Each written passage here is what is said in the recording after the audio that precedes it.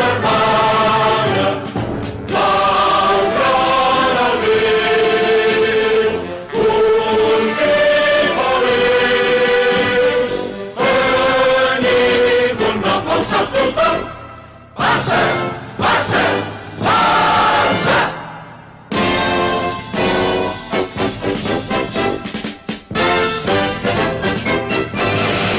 Fox Sports.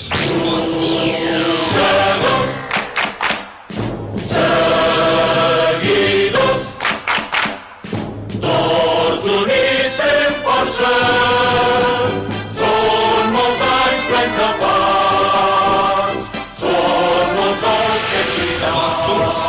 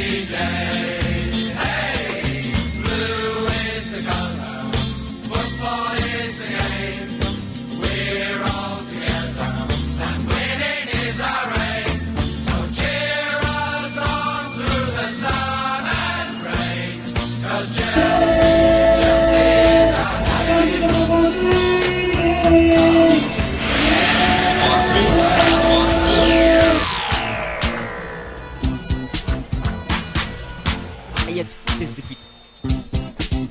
Kamali Senegbe has begun proceedings here this afternoon at the Papaya Sports Stadium.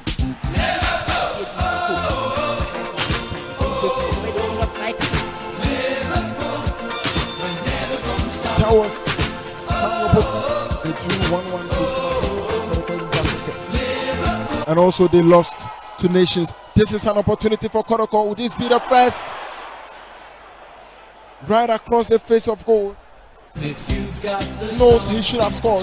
Asante Kodoko. Patrick Asiedu's cross has been headed out. And that is the first goal. Samuel Tinedu has plunged and plummeted. That was a mighty wicked deflection. In the Premier League for Kotoko.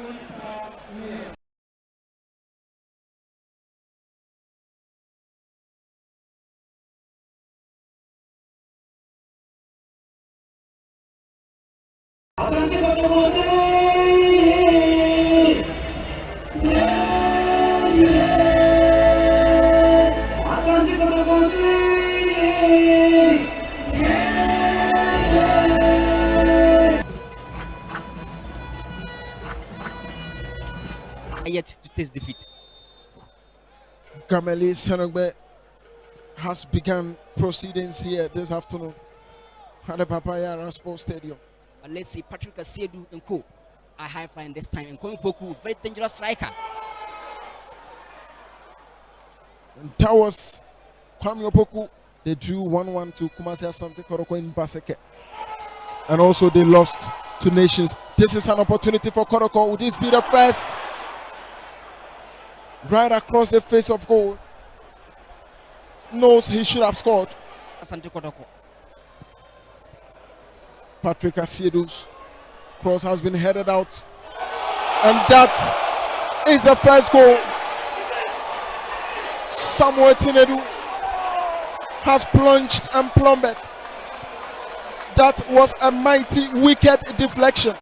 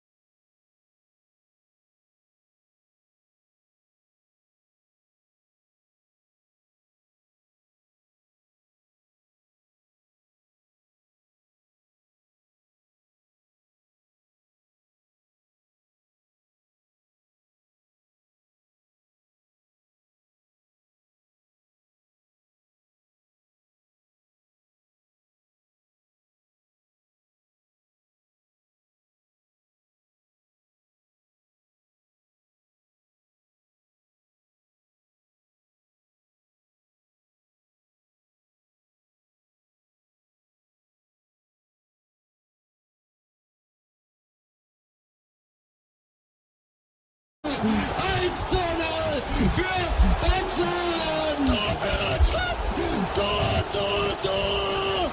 113. Spielminute. Die Kanzlerin rastet aus. Der Bundespräsident rastet aus. Götze rastet aus. Alle rasten aus. Mario Götze. Ahí lo tiene Maradona, lo marca Fox Sports. el genio del fútbol mundial. Y es el tercero a tocar para Borruchaga siempre Maradona. Genio, Fox Ani Sports. ejenye. Onye poku mahala. Isa konse ni arabutana. Ricardo Kakanso nie. Fox. Ere na. Yes. Bia ni wo bia nya oba kokwa. Oba ma na ya hye wu, enya oba kokko. Wo ti ase. Wo bia betuna heya. Enya Fox kotoko de Sports. betuna heya. Fox Sports. All right, thank God it's Saturday. Yatana said this is the Focus Sports Saturday's edition. And yade bro, our Jumadi and so no anam Fox FM Kumase na for Fox 103.1 Takrade and ano pay tadi for asom anafe Kumase and Chono and Chaya so yanso yasom our ha and yama akọ kama adiama yaba kama no ne na yade ama no ne samne kakra anso so adia bro na bibia atumi akọ kama matches ebetoja na games awra ebaso no yaba wuram na yade wonsam nyina adia bro English FA Cup no games ebebaso England, German Bundesliga, Italian Serie A, Spanish La Liga and French Ligue 1 matches ebebaso yade wonsam ebetoja adia ma wo so no so and na aye Saturday famous birthdays in the sign at here about bosu kakra edi amount na bedwafo wi a amanone nsam no wo mu ahwem kama edi amayen ye wi a na chese yatena se na ye the local news no edi amount latest on the local air front no agudia mu nsam ye bewuram Asante Kotoko FA Cup enkomo ban na wo ho na ye de no nso apepe so kama edi amount na bibia etimi akoye ene anopai air Fox 103.1 Takrade and a Fox 97.9 Kumase show no aside the Facebook I Fox FM on Facebook o like here now I share o like here now I share na bibia enso etimi akokama fa comment no egu ase na enyama enso entimi enkoye na bibia enso entimi enkokama sanu nsoma me sa foxfmonline.com obati anka na Fox 97.9 so no obati anka na bibia etimi akoye tim ni nyina atena se medin Anaken Faiza Osman obeti afeme triple TK dumienu ana premoto a na ya sorry na dwumade fofre diwo abetoa so ade ama sir principal sir Kofi Aristotle emosatena se yenuanom nka no beti obianka awo show no so Abraham Vigoji wa ha Samson Ramsey the commentator ono susu awa ha oboy na bibia enso atimi akokama anya asem keto akra ye kwaba ye ba ibewuram na afei ye de amanone nsam no ade abrel na bibia enso so atimi akokama sonia airborne enyiwa fidie ne mfamfiri a text message line WhatsApp message line 0509266141 ne yakenkan di amount na bibia atimi akoye. Ani ejenye. Onye poku mahala. Isa konse ni arabutana. Ricardo Kakanso nie. Fox. Ere na. Yes. Ani ejenye. Onye poku mahala. Isa konse ni arabutana. Ricardo Kakanso nie. Fox. Ere na. Eu já lavei o meu carro, regulei o som, já tá tudo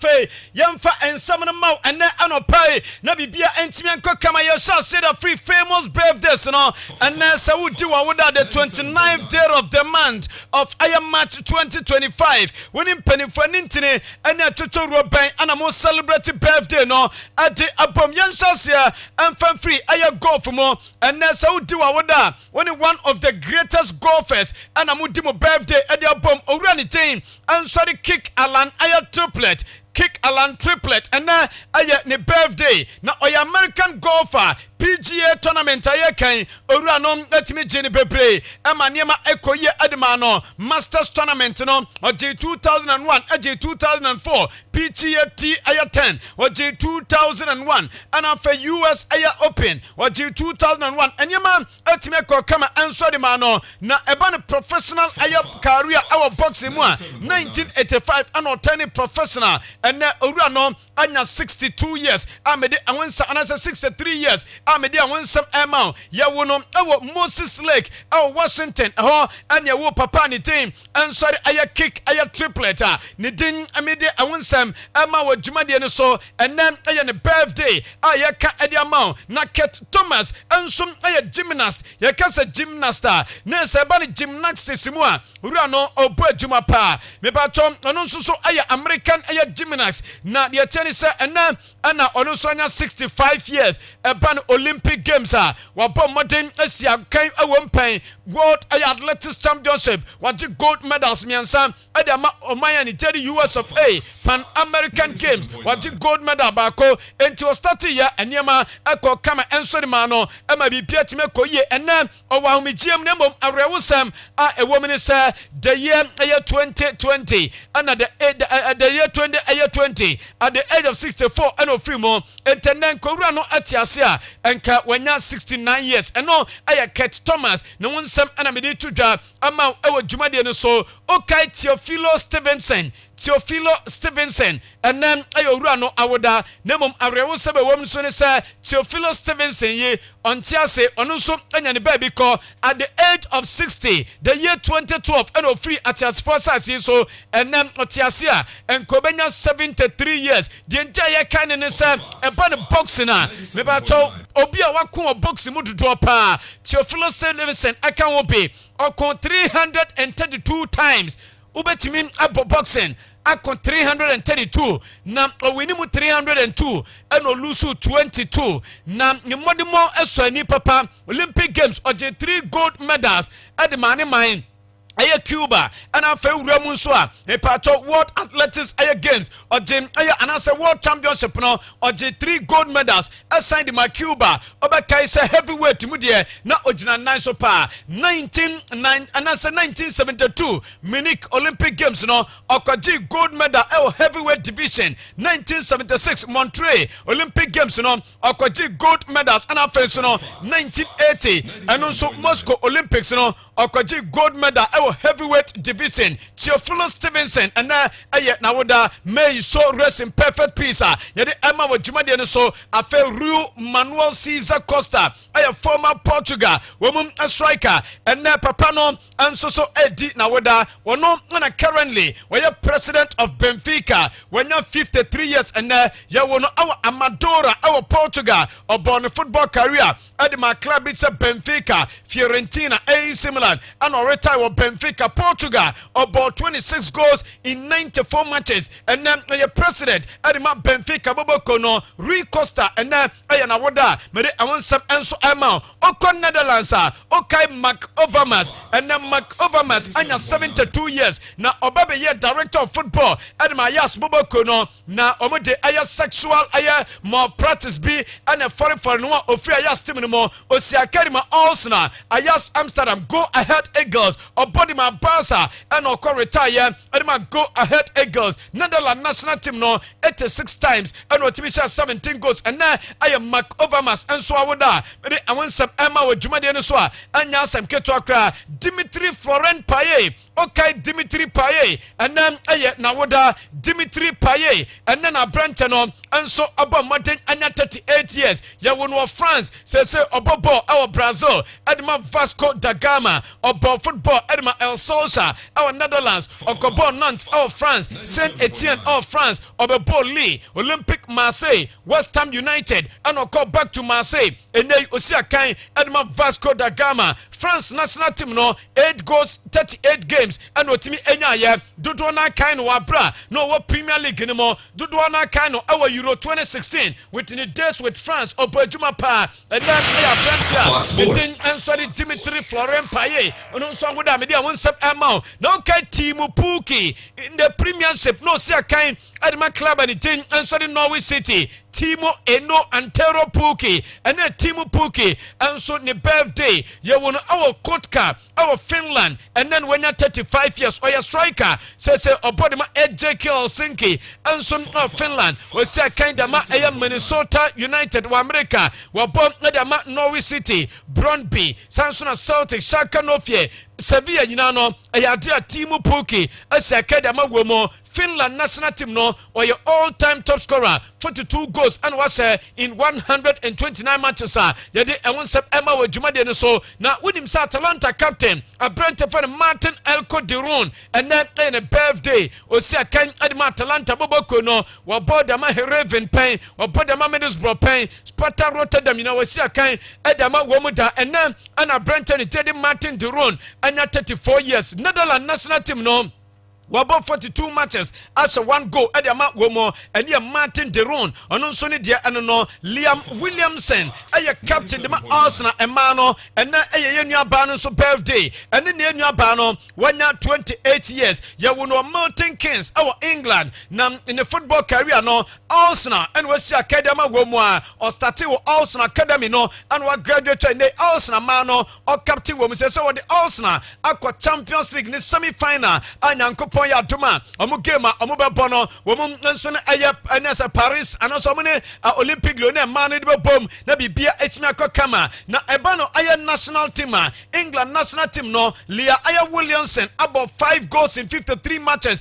and adama England national team no eno nua by fan Leah Williamson we ya captain de Arsenal man no ana me de no nsam ema ana afe ene birthday ni nyina die odimu akotene ayɛ N'Golo Conte and then Woda N'Golo Conte and then when you're 34 years you will know Paris our France na the tennis N'Golo Conte Osiakai Adma Al Ittihad and Prempre wa body ama Chelsea pen wa Leicester City kain and afa club e fan Bologna ono so Osiakai da ma womuda 2 goals in 64 matches and when you're dama France minor N'Golo Conte obekai Russia 2018 Obuama France ekoji World Cup no and afa so ebano UEFA Nations League 2021 ono so Abuama France etmeje and here N'Golo Conte and amede no one some amount na midfield general ono so edina woda yede emun some ema wa dwumade no so anya some ketwa kra yentinsim wo England na FA Cup matches no yemfa ma onyame ya duma games no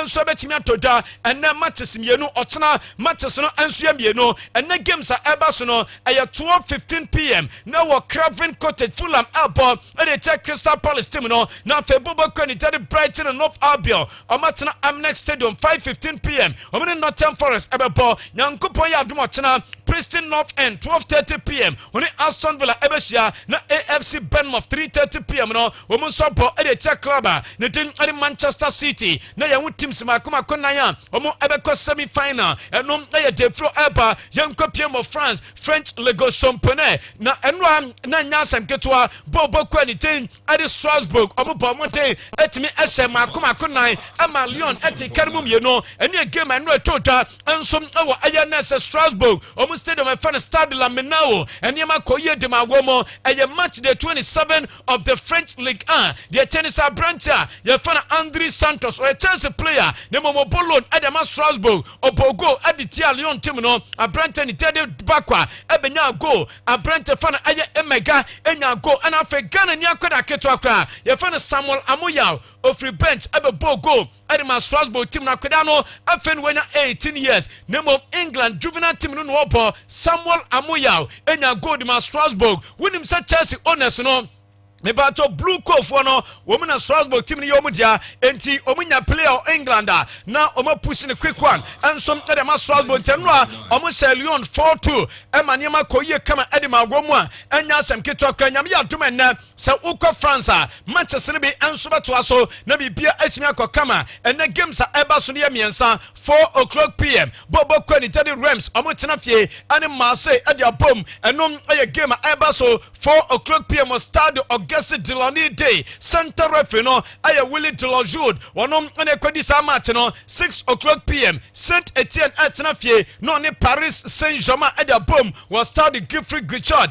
ane Jeremy Steinert ane center referee okwadi sa match no Monaco ane Nice ababo ane 8:05 p.m. ana game no asase our stade Louis Day Jerome Brichard aye center referee obekwa kwadi sa match ni yankopon ya duma china kwasiada yankwan match sebeto da enso of France games no aye makomako enum 1 p.m. awiakete uko stadium de Toulouse abetena fie ane stade Brestois ade bom Hakim Ben Elhad aye center referee 3:15 p.m. matches and nine beba so Angers ebo enso de tia stade Rennes and obaso our stade Raymond Cooper Thomas Leonard aye center referee Oze etena stade Abel Deschamps obodi a Chairman Paye and Marc Bolenguier and a kwakwesa game no so Le Havre and Nantes ababo our stade Ocean Eric Waltalier e kwasa match no na fe Lille atena fie our Dicolton Arena 6:45 p.m. on the Lens and ababo Matthew Venice and a kodisa game no na bibia etimi akokama wey aye matches eba so our French league girima me de awonsam ema wo match day 27 na the tennis table no say ana say atia wonim se bobokwa ne din ade Paris Saint-Germain wo me di kan omanya 68 points plus 48 goals Marseille tosubie no 49 points plus of ayamnese ama 20 goals and 19 points ana bobokwa ni tin and sorry aya PSG wo mum and sorry actually girima enema ekoye kama edama wo mu a anya sem keto akra enti na say no ansuso no ana fa bobokwa dari Monaco tosumiensa okra 47 na Nice atoso na ya okra aya 47 enwa Strasbourg win no apeda na betoso enum with 46 points ya de ewonsam M1 no pay yenwram awase ho obanya Le Havre amotoso dunsia wo mu kra 21 points Saint Etienne toso dunsom okra 20 points ana Montpellier atoso du enwatwe a wo mu enso kra aya 15 points mere ewonsam M na uko top scorer Saturday so obanya Ousmane Dembele wono Paris Saint-Germain was 21 goals Mason Greenwood our Marseille was 15 goals Jonathan David Abodiman Lille was 14 and Bradley Bacola our Paris Saint-Germain on some as 13 goals and no pay yade no one some etuja ediamount young copy Germany Bundesliga match day 27 and will be arena by all for Leverkusen wo mu shamyansa ama Bobo Kwani Teddy VFL Bochum at Karimba ko Felix Aya Paslak woni nya go no ensom edema Bochum Alex Garcia enya go edema Leverkusen a Brenton Tin Eddie Victor Okoboniface enya go edema Leverkusen and Amin Adli wode ba ko asoso ema Leverkusen tim no edim krim kamyensa Bochum atimu ba ko nyame adom na 2:30 p.m. simultaneously FC Bayern Munchen wo Allianz Arena or Bodiacha FC St. Pauli and referee team adi Florent Bastona wonom ene kwakwari sa match no na bibia etimi akokama Borussia Mönchengladbach abetena fie atonsara for Leipzig no dia bom referee na ye fan Tobias Stiller ene kwadi sa match no Borussia Park wo afe hosting Kiel atena hosting Kiel Stadium no ma bomode atonsara for Werder Bremen no mo dia bom ani ye Sasha Stegman where ye center referee abekwa kwadi sa match no wo Volkswagen Arena no Wolfsburg and FC Heidenheim and Beshia Bastian Dinket abekwa kwesa game no so na TSG Hoffenheim atena Prezero Arena oni Bobo Kwani Osbeck and Bebo center referee Tobias Richel onu kwa game no so na fe anwumra no num abapa usima adjasa and Frankfurt abetena Duisburg Park no atun sara for VfB Stuttgart no me da boy ni Dennis Ayetiken aya center referee abekwa kwadi sa match no na fe so no me pato china kwasiada matches mienu abeto da Freiburg abetena fie wotun sara for FC Union Berlin awo Europa Park Stadion center referee aya Soren Stocks na fe Bobo Kwani team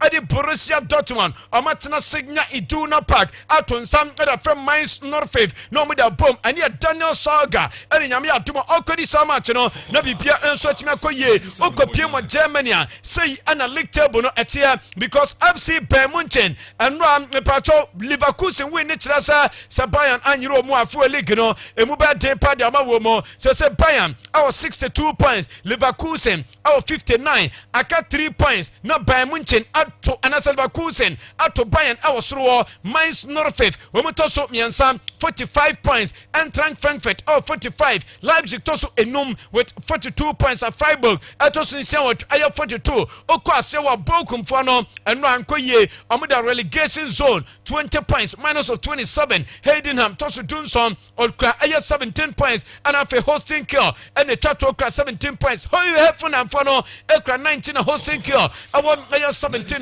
mede awɔ nsɛm ɛma na say anatia keka tajakanoni race no top scorer shot in Hurricane anya 21 goals Ayama Bayern team no Patrick Schick about 17 goals Joseph Burkhardt about Mainz 05 was 15 and a Tim Clandestin and some Boba Koderi Mönchengladbach was 15 and Omar Mamouche was 15 to her and no free team and so Koya Frankfurt turning your player Bia what mean about goals Adamo Mubio young PM our Spain Spanish La Liga match day 29 and matches and 9 babaso or Tana and Numbabaso Nafe Nyamia Duma Juada Bako Etimia Toda say ana okɔ PM Spain na ebato na wɔtwa wie ye games no ekɔ adiafa nyamia duma ene 1:00 PM Bobo Quanitin ade Real Sociedad ɔmo tena fie ɛwɔ Real Arena ɛwɔ Tunisia San Sebastian ɔmo body etia Real Valladolid anu ye refer fan Adrian Cordero ana ekɔ akɔdi sa match no na 3:15 PM no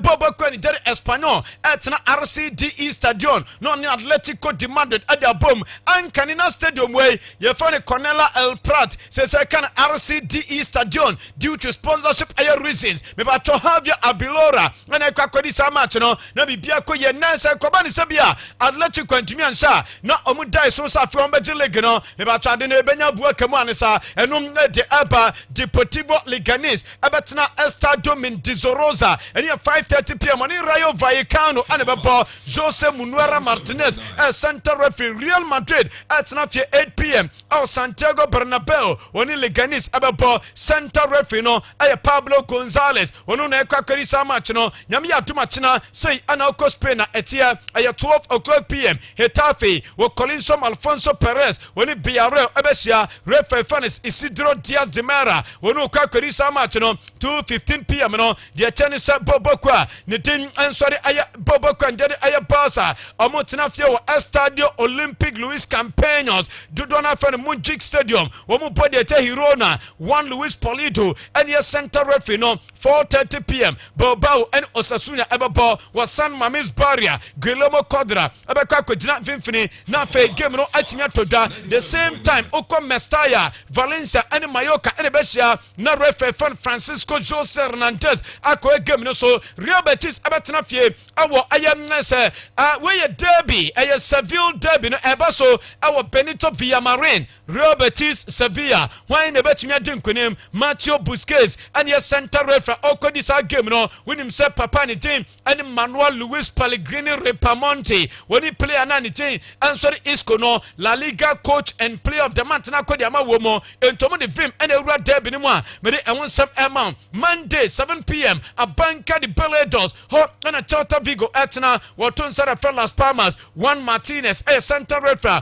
obeka kodi sa game no na bibia etima ko kama okom La Liga title race no so a say Bobo Quanitin Any Barca, woman, I was 63 points. Omo Titimba, Real Madrid Tosumi, no, I was 60 points. Atletico Madrid Tosumi and San 56, and Bilbao Tosu 9, Okra 52 points. Okwa Sewa, Ubenya Klaba, Nedim Adi Leganés, Otosu Dunwake, or 27 points. Las Palmas Tosu Dunkono, or 25, Anafe, Real Valladolid Tosu Eduodo, Okra 20 points, and also I am 16 points. Amedi, I want some amount. Nadia Tensa Robert Lewandowski, Afu ɛwɔ Pichichi no ɔbɛgye anasa bia Mbappe betumi agye mebato Lewandowski ɛwɔ 23 goals ɛna afei so no abrante fane Kylian Mbappe ɛwɔ 20 goals Antipu Demir ahyɛ 15 goals Rafinha ɛwɔ 13 goals ɛna Olhan Sanchez ɛwɔ Bilbao ɔno nso ahyɛ 13 goals a anɔpa yi mede a wɔnsɛm ɛma yɛnkɔ piem ɛwɔ Italian Serie A de mo nyame yɛ adom a ɛnɛ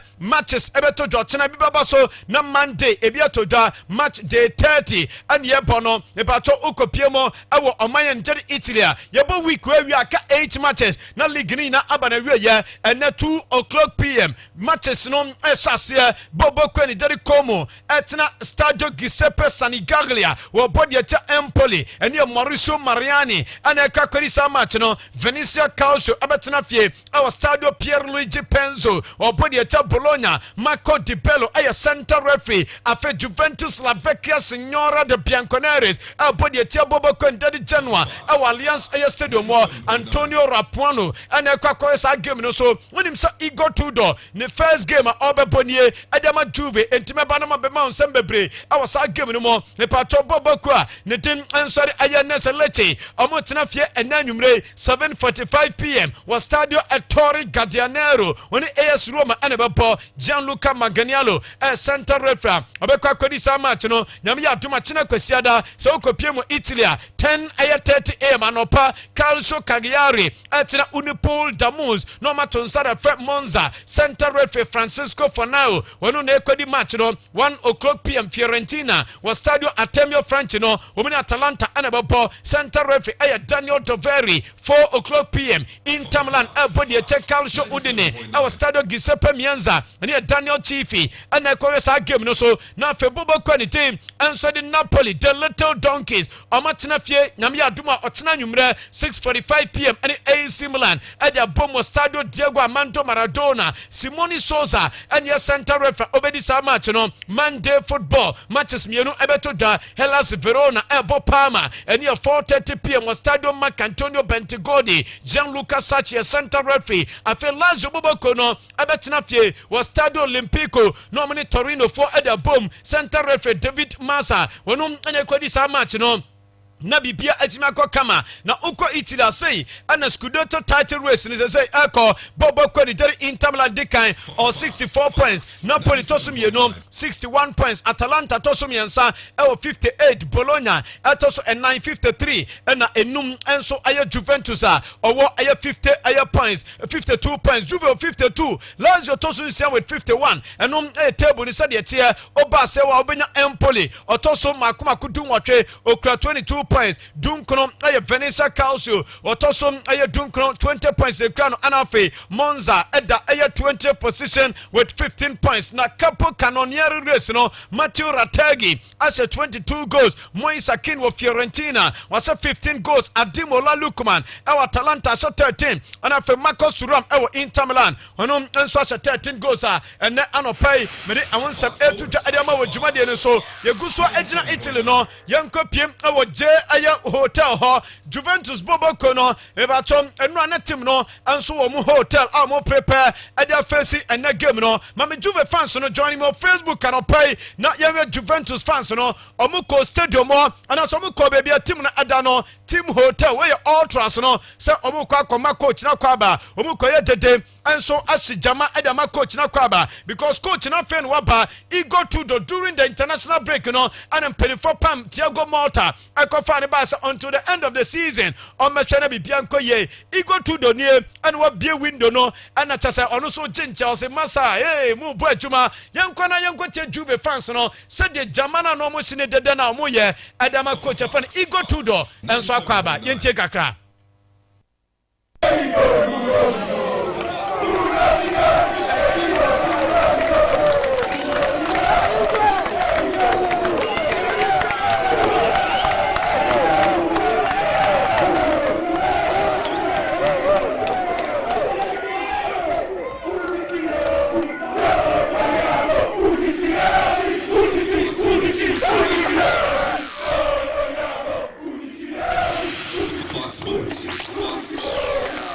Okay, entiano ayo bobo kwaniten ade Juventus Ultras no omo coach no mo mana kwaba because waba team kese mo bobo kwaniten Juve anya small club enti go to the aba na obebo ne first game I was omoko no mo command morua eno na wo hwe se supporters na chese nyansem keto ade Juve omo Ultras na ade won sam amount na yenko pie mo stade le menawo enra Racing ayo Strasbourg eno mo dinkunim ade Falion bobo koni so mame ayo Strasbourg fans no almost celebration and after the game almost Lyon 4-2 or baby amudano some of the whole year season na beba be say kan e Europe say UEFA Europa League and na Conference League no benya kwanya no ma be say kan yenko stade le now enra after so much Lyon 4-2 na yenko say de na fans no enso agio mani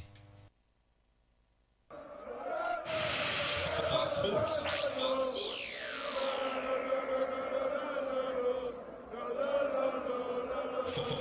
Fox 97.9. Okay, and to my Facebook, me bacho ye my videos and pictures. Now once watching me bia no, I bobo kwanitin and sorry I Strasbourg fans no, and I'm there one some amount no. Mami Karim Benzema Mustafa says so see Karim Al Ittihad of Saudi Arabia. Afiwe league no, Benzema in the team in N'Golo Kante mo, Steven Bergwijn mo, ebia no matimi aboa, Hussein Aouar mo, Fabinho, ebia afiwe league no monsa betimi aka. Na Benzema won say what the holy month of Ramadan enti Benzema our Saudi Arabia eba also call aye Mecca Benzema nie eno visit Mecca enti Benzema na chese odi ase alaji eko wo ko Mecca ko bampa ya sede ba niema nso betima ko kama dia mani to no awso no Facebook page no so a anya asem keto akra ye nkopie mo Fenerbahce foso ye no Fenerbahce akwa we ko se 4-2 say omu close gab ne ba ne mo gab no sododo because bobo kwani tade Galatasaray atwimpa na eno before the start of the game Mami Jose Mourinho on the ball boys no Wabose ball boys ni namra ono mu twa photo away and wabao enti ball retrievers ni nie ana Jose Mourinho eno mo twa photo obi anfango to ni dem say bia me call park and ma share Jose Mourinho na chasa with the picture na 20 Jose na on Facebook page no so no before the start of the game ball retrievers no ono bia twa photo game no omoto aso SF4 ema niema ekoye dima gomo na mami player na ye fan Dusan Tadic no e ba to Dusan Tadic eno obono 100 game Edma Fenerbahce na eno vice president Edma Fenerbahce boboko no ayo wura ni tin edi Akun Ilkali wonom ana de Jesse aya treche 100 and so ekokoma Dusan Tadic our dressing room ama bibia ko ye na Dusan Tadic eno ne adinse ko ina no omo kasaye yenko na de enko Dusan Tadic time omo de Jesse ni ma no ana afenso no enkomo kakra di 2 do so na nije so obode ama Fenerbahce You want? Feelings. Yes, very happy. Thank you very much. Happy to be here. Happy that you're here. Yes, thank you.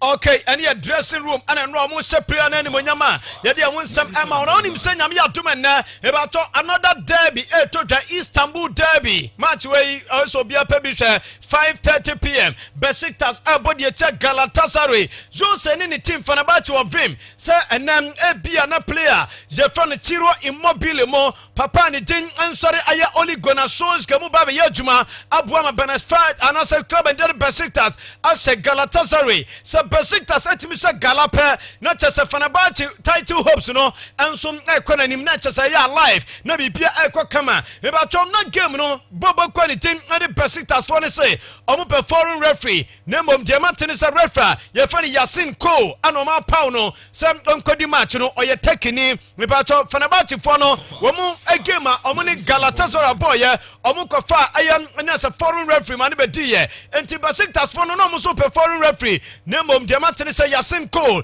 and be kwakwedi sa match no na bibia etima kama no aye big game etoda na bibia enso etima kama utie ensam ne be wa fie Enchono ninja. So this station rules the nation at the same time. The station that carries you closer to the superpower level. Young Kopiemo Brazil. Nam enwa Campionato Paulista Awards no etime toja. Ekasa Campionato Awards unim sanano ana Campionato Paulista 2025 no aba na wie ye me ba cho club and the Corinthians woman ana time J title no Memphis Depay ni team no boadwuma amom team J title no maniama kokama na enwa na awards no ba so mami Neymar Santos da Silva Jr. enwa Neymar eje goal of the year our Brazil kona na Obama ko se Neymar ye enwa ne yenua ba fa Bruno Biancardi ababa wana se so ne Neymar te no ha Neymar onte ne hujai enwa Neymar ene Bruno Biancardi ana eko dwuma de na se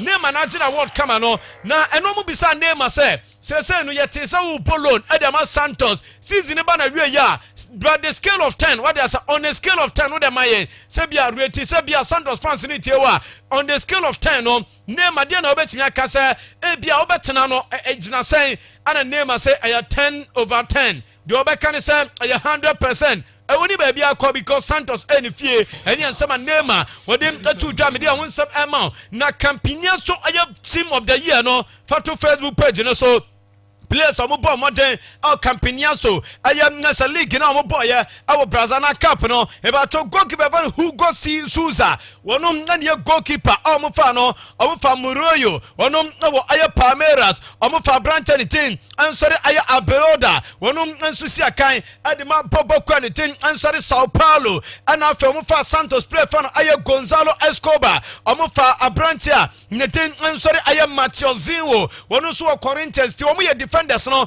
oko midfielder Ricardo Rios anso ye aya Palmeiras player obenya Branton Terry Andre Carrillo wono Corinthians na fa wonya Lucas Moura Tottenham former player no or Brazil team of the year no wabramo ebatom afei onu body ma Sao Paulo okwa attack no by Guilherme one was Santos Yuri Alberto abody ma Corinthians omo and team J title no na Festival William abo adima Palmeiras entire team of the year Neymar angra team of the year anymore Neymar mami Memphis Depay na Memphis atwanyom was say Bobo Quanitin adi Corinthians aje aya league no enti ya waso twanyom Memphis Depay twanyom we ya aya Memphis ana afeye nua fan aya Receiver na chasa Receiver no Oshia Stars no go Brazil onu so star anyama ekoye dama no mami player ne fan Festival William akoda we ball Brazil no the future is bright for Brazilian football omo jide sasa akoda we that time come bia no ana de name mo aya dama Brazil de Ronaldinho mo aya dama Brazil no obetimi enso ababeye ene Festival William Chelsea photo akoda no a enche bia bababo enso dama Chelsea na yenkopie mu America na yenin komo nim sa Miami Open no eguso etoda na yeka Miami a eyekuro na Messi etim wo America no because Inter Miami omo Miami kromo enti eno na semi final Dimitri Grigor eno owura ni Teddy Novak Djokovic no mo bo na wo say Abrante ni Teddy Leo Messi oni ne family omo kokoye game no mami Messi ani ne family no nese oni Matteo Messi oni aya Benjamin Messi ne nkwara ni wo mu na ekono ana fe ni yira fa Antonella Roccuzzo wo mu na ewuram akakosha aya tennis game between Novak Djokovic and then Dimitri Grigor na omu wie ya no aya de Novak Djokovic FSC Messi omu exchange aya jerseys amaniema enso time ko kama na Novak Djokovic na sa game ne koso na ana omudi Messi to screen no so sa Messi aba stadium ha a wo hwe tennis game ni bi obia original na so ma Messi standing ovation ama bibia ko kama after sa game ni ba na wie ya Novak atu aso ko na nim yentie Novak ni sam kakra wodi tu just Messi aba be hwe no ayanimonyam se edmo Novak Djokovic yentie kakra. Measure of the greatness, isn't it? Well, there's Messi, pops up on the big screen. So amazing to have him. Great honor and pleasure to play. I think probably for the first time in front of him live. So I'm really grateful that he was here with his son, I think, and her family. I admired him, of course, as most of the world for most of his career, so it's amazing that he still keeps going. We're actually same age, you know, born 87, so it's quite nice to have him around. And Okay, ɛno ɛyɛ Novak Djokovic ɔsɔ ne Messi age ni na ya pɛ ɔgya sɛ eti n'ani agye sɛ ɔno esi akana Messi aba stadium ɛnso aba bɛhwɛ no Messi ne ne family ɛna wohwɛ ɔmo ɛwɔ Facebook page no so no nkyɛn no wɔ Miami na kyɛ sɛ ɛnya asɛm ketewa kra no ɛyɛ Miami Open no ɛnneɛma ɛtɔ dwane bi ɛna mede a wɔn nsɛm ɛma no na Mami Mamadou Sakho ɔkɔ Mikel Obi ne podcast no so Obi One podcast no Mamadou Sakho ɔdeɛ ɛna ɔde biribi ato so kɛkɛ de aba me Mamadou Sakho yengo tie no Mamadou Sakho a former defender de Liverpool okay no defender na tuntuntuntum de bia wa yiniti na chese pon no tuasoro sei ode asakoko akale na mele no etuasoro na chese wasensan mu saa ene ye Mamadou Sakho ono ana nura anaso ko Mikel Obi podcast no so ana Mikel Obi bisa ne as a defender we see strikers bebre Diego Costa, Wayne Rooney, Ruben van Persie, Harry Kane striker ben ana na pese obesia no o toughest air striker air hwan o say Sergio Aguero because Aguero aye tietia Aguero awo pace ono nso osonwa ontimi ntumrika ento o see Aguero no brepa yentie Mamadou Sakho. Which striker has given you the toughest time you played against? In games, one striker, I don't know why, but I didn't like to play against. No, I know why. Small, strong, quick. Oh, Aguero. Thank you. He was so good, wasn't he, Aguero? My God. When we play City, I look, I said, he's playing or not? Yes. Okay. Okay. So, let's be double. Okay, ano ayen sama abranche ni Jerry Mamadou Sakho ode atudwa amede a wonsam ema Pep Guardiola kasa area fa ne place me no Jack Grealish and Kevin De Bruyne omo future e Manchester City mo so best ande and omo extend Pep Guardiola. In the position that we are, I'm just concerned about the team, what's going to happen to finish the season the best as possible. The individual situation and every manager, me and the staff and backroom staff and the players, not even 1 second. So we have to everybody to think about what is the best for the club, for the team to achieve the targets that we have still ahead of us with the FA Cup, for the Premier League and the World Cup.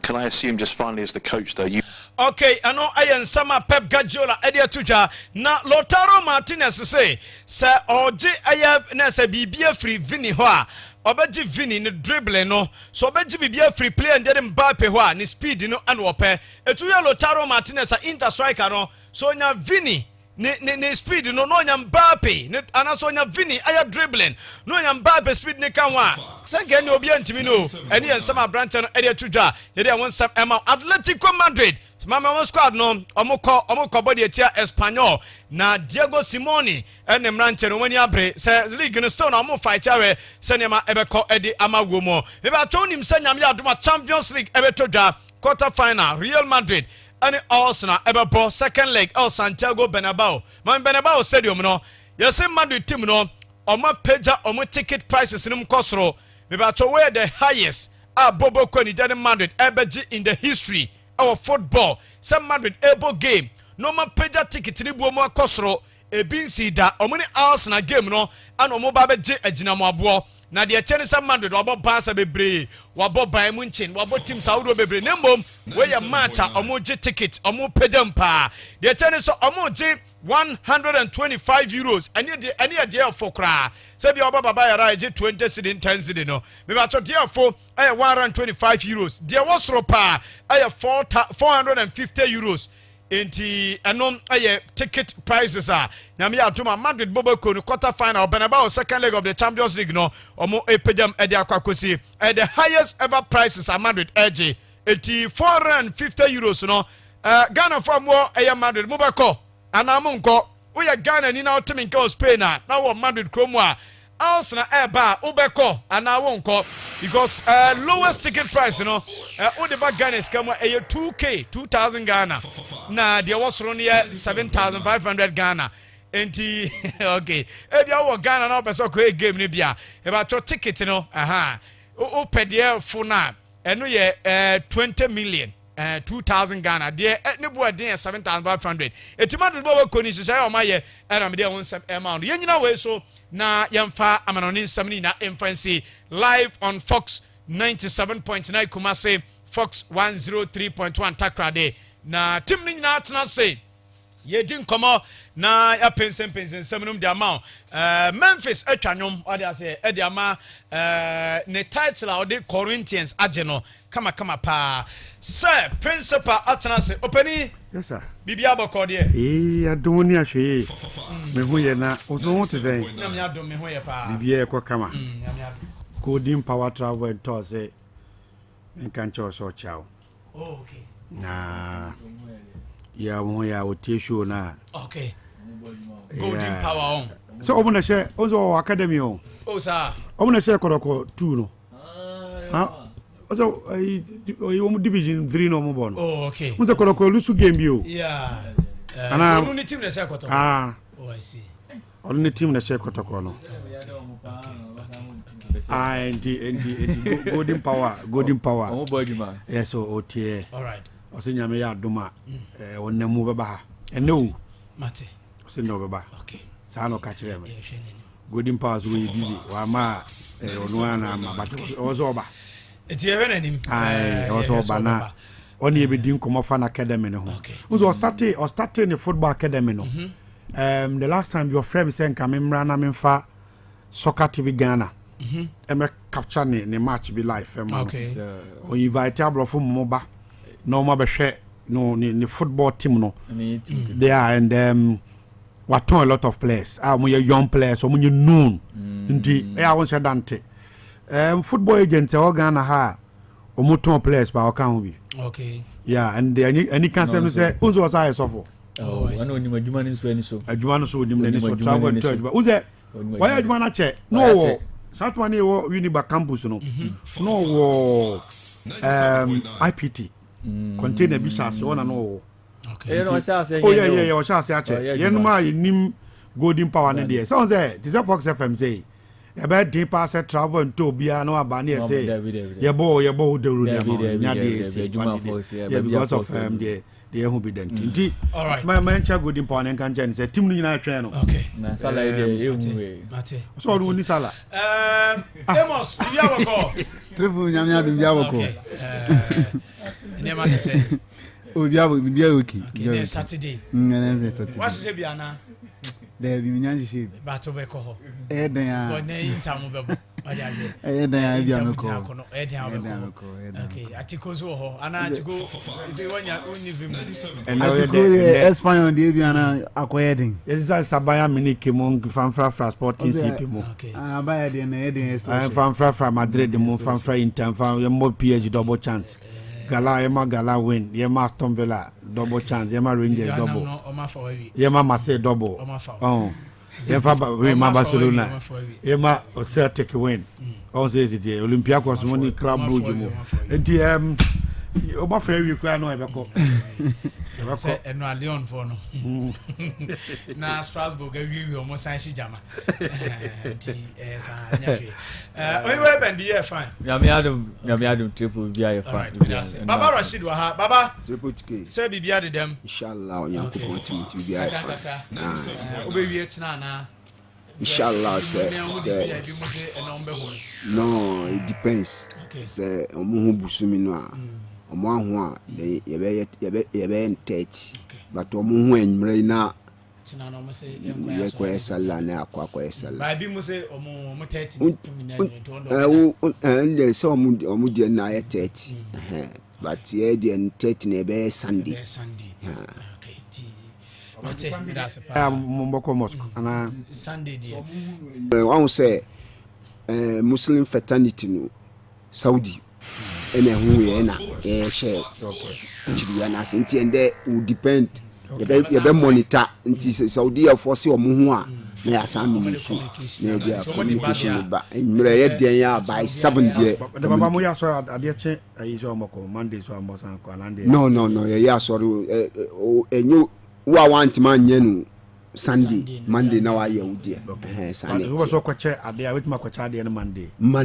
no utimi cheni it depends baby a obenya ni padom no on say sisi a ebinim wo Jubilee Park omo edom na aba omo be che omo ade okay omo mbe ye sala na echina okay obetimi dia yes mu no odi be manu obenye opportunity okoye asoro ne ba na onu so amno amono ne ni ma ne busia fo no madi se salade ni susu a unya opportunity salade ni da be no and na me can it depends Sunday or Monday because it's yeah monitor busumi we dey be sibia nyere me communicate with mefra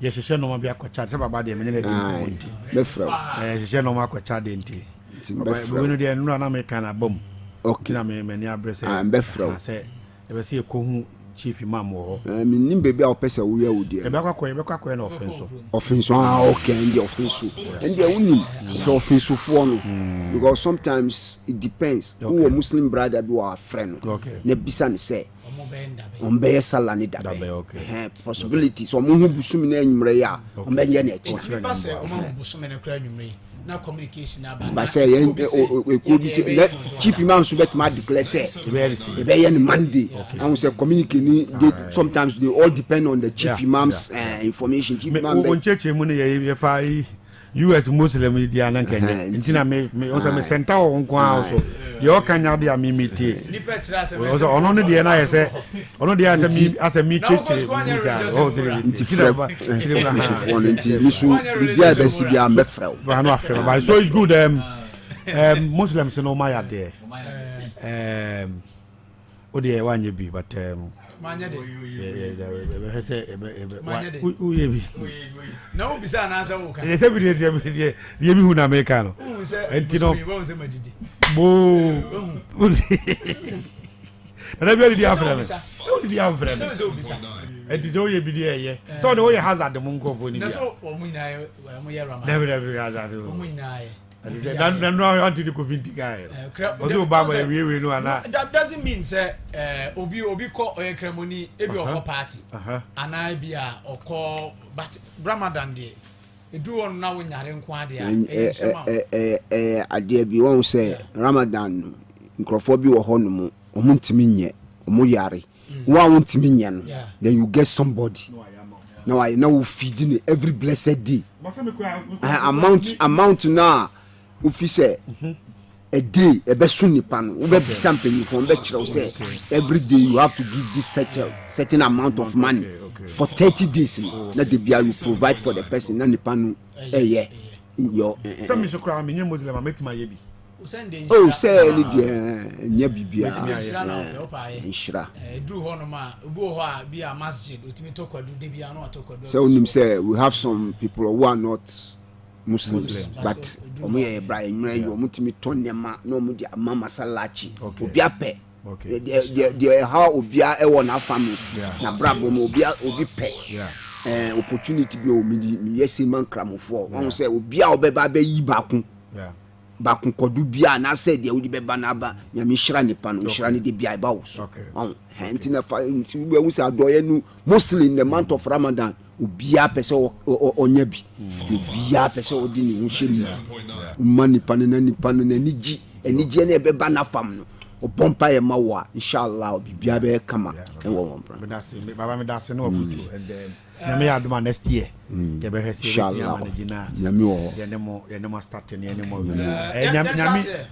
nyame ni nyina ye boafo se omo aye na intimi fam aye nyame wo inshallah yankopon so betima next year by this time cry bia na yankopon aye yes awanyeme na nimo nyama ama o bia na wo America inshira bia betima si ni pa brabom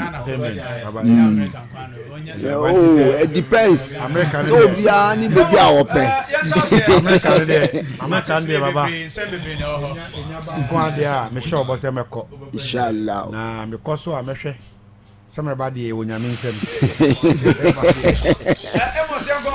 yango matches yango oh Triple Manchia Fox City for my friends from Majada did with to Fox FM. I mentioned in common as from Brazil and Ra officially and Yapamu coach and Dini Duruva Jr. And I think CCN the best option na opinion and Dini Ednardo Rodriguez beat me the Diama or my Brazil supporters of course.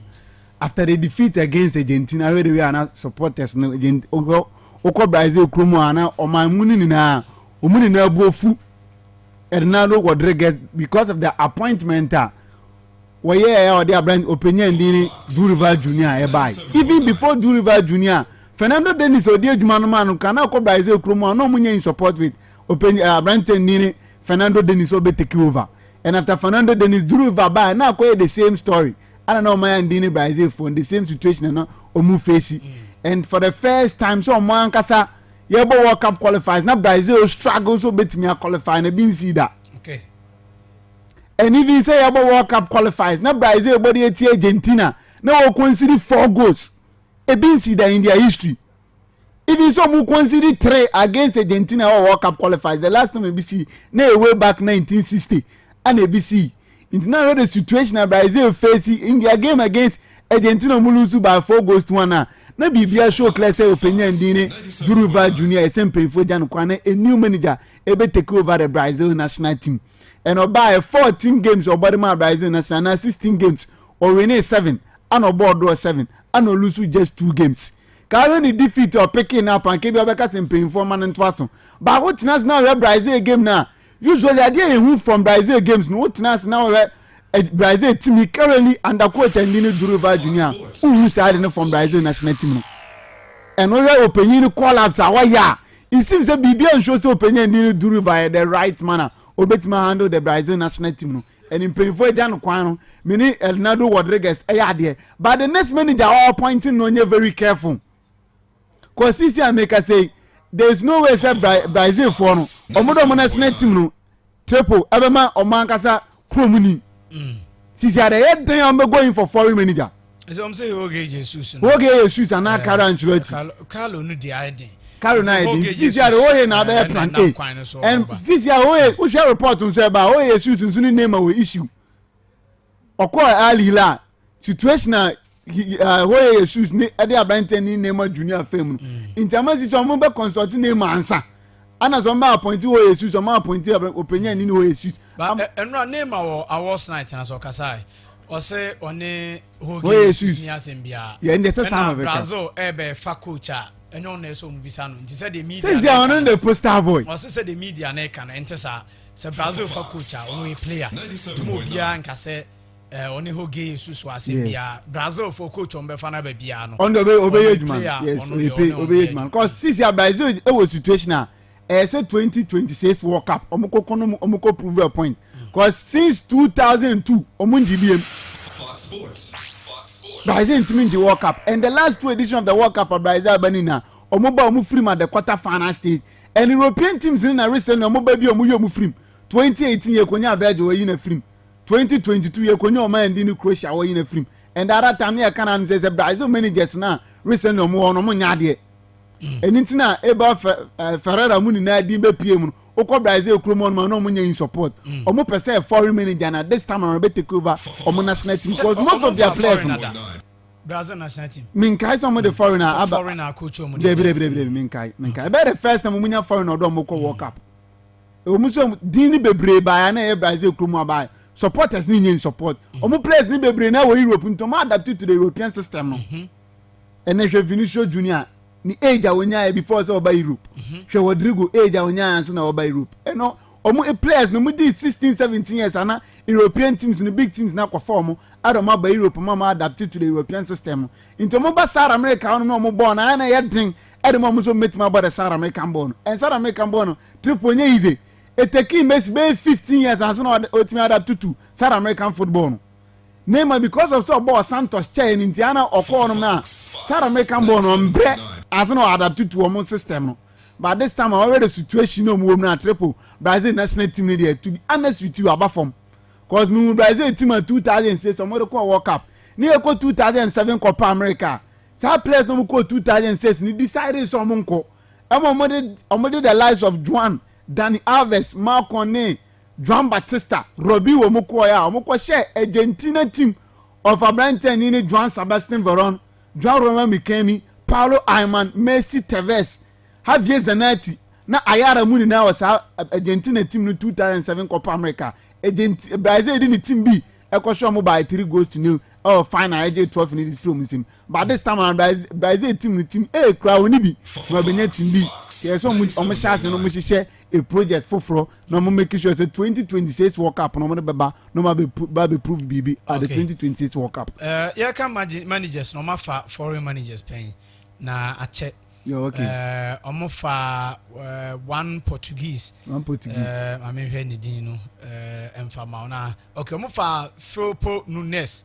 Onu ye Uruguay coach. Omfano 1965. Mani be Juma. And Omsanfa another Portuguese Flavio Costa Zoreca. 1944. Onu Ninchi Brazil 1944. Inti uyo mufri onoma. Papa or the 40th manager on fan Filipe Nunes ono nene oye Argentina. Okay. Argentina ono kan one game no boy and otena bench. But World Cup the foreign and koi. Ara ho he should be the first manager bia. Okay. Or foreign manager the Brazil for no World Cup. Okay. Na bia wasa akwa je. Aha. Okay. Brazil. All right. But since you are the Argentina phone with team a man can heading. Now you move back outside football. And FA Cup games because but we games now Crystal Palace everybody here Fulham. Aston Villa everybody here Brentford North. And Bem of everybody here Bobo in Manchester City. I think one attention in our unfortunate 3 p.m. This season will be with the kind of performance that Bem of Danity. Manchester City team no I on and off this particular season now. Obia very disappointed in coach Nini Pregadola because of the results this season coach Bobo Kwanini Manchester City for Nedanidi. And what we now will try Bournemouth against Manchester City in the first league of the Premier League near course November no. Abra Bobo Kwanini Bournemouth Etna Vitality Stadium Esha Manchester City by 2-1 in that particular game. Mudi break you 21 matches. No more body Manchester City no muntimi Manchester City no. Coach Andini Andoni Rola 8 years harder than the Mabubuku and Nini Bemo phone. And this time around, what about the quarter-final stage of the FA Cup? And the last time in Yabubuku and Nini Bemo, so about the quarter-final stage of the FA Cup way back 2020-2021. Manchester City in one team in the FA Cup. Omabe very dominant. In as much as last season, mind me and Ukrainian at the final stage. And coach Nini Pregadola be PMO Bobo Kwanini Manchester City since the FA Cup on there. 1 year share crown nine semis. Our Bobo Kwanini Manchester City for Ebeko. And Manchester City the last time I even offering at the FA Cup quarter final way back 2013-2014. In Tiano Mobo FA Cup 9 ending. So Bobo Kwanini Manchester City say FA Cup no. I have offering all quarter final stage BC. Bournemouth team and players in available. And this particular season, what we are in the Premier League against the big teams, only Bobo Kwanini Liverpool and Etman show home and away. Chelsea and Etman show home and away. Nottingham Forest and Etman show home and away. And even the second league now, of course, Bobo Kwanini Nottingham Forest by 5-0. Arsenal for Vitality Stadium this particular season, Echo lose by 2-1. Into big teams in this season, coach and Nini. Andoni Rola, I'm a very difficult game. Even Tottenham was Crown. This is one to me, Bobo Kwanini Bemo phone. Okay. Into Manchester City and ever as a coach and Nini Pregadola. This season, yeah, like you said, when FA Cup went me and yeah, Obeko Trophless. And the last time I called Trophless, in Manchester City, and the first, Obefa Bobo Kwanini Manchester City, the first season, and the only season who is a coach and Nini Pregadola, Eko Trophless, and the Bobo Kwanini Manchester City. Okay. Bem of mu players in available. Internet say bi omu go game no omu back for no as usual I expect to say Abrante ni Melo Kekes about the left back position. Abrante ni Louis Cook about the right back position. Zabiani ni Abrante ni Dean Wilson about the center back pair. Na a double pivot of Abrante ni Ryan Christie and Abrante ni Terry Adams about a double pivot role on. Okay. And go for three pivot name which ebenya ya own Antoine Sameno on the right. Nenya Brenton Nini Dongo Watara on the left. Now Brenton Justin Clivett Edina at the number 10. Now Brenton Nini Evanel Snelly the front line for Bobo and Nini Bournemouth. Okay. Manchester City game was a very difficult game. In two aspects, coach and Nini Pregadola say all the big guys in the best tattoo in this particular game. So they will be to make progress. So they could at the semi-final stage of the competition. It will take a better goal post because still Edison and Yamba back. And a more back for Kosanov Bebo and alongside Ruben Diaz or the centre back pair. Josco Vardio on the left. Now Brenton Rico Luis at the right back position. na a midfield of Abraham Nico Gonzalez and Abraham Ikem Gondogan. So Kevin De Bruyne is fully fit. I expecting to become midfielders now. Okay. Now Omar Mamouche and Abraham Nini Fifod and Abraham Nini Ellen Brotsalan. Ellie did the front line for Boboku and Nini Manchester City. Okay. A very difficult grounds and Boboku and Nini City acquired this time around. Because the last time you Omuko this particular season, Omuko could lose by 2-1. 2 qualifications, a double chance. Boboku and Nini Manchester City. Okay. And up our goals. Cause City be person o met imagine the FA Cup. And this are Pep Guardiola be control flex. Okay. And Pep Guardiola and so be PM of Manchester City. Ade ba ko a air din pan say quarter final stage we be yin o mafrim. Oh FA Cup. Okay. Into who qualification ma either so be ko goals and also be ko double chance for Boboku and Nini Manchester City. Bournemouth to me qualifier. About the first time you Bournemouth say o ko semi-finals of the FA Cup. Yeah.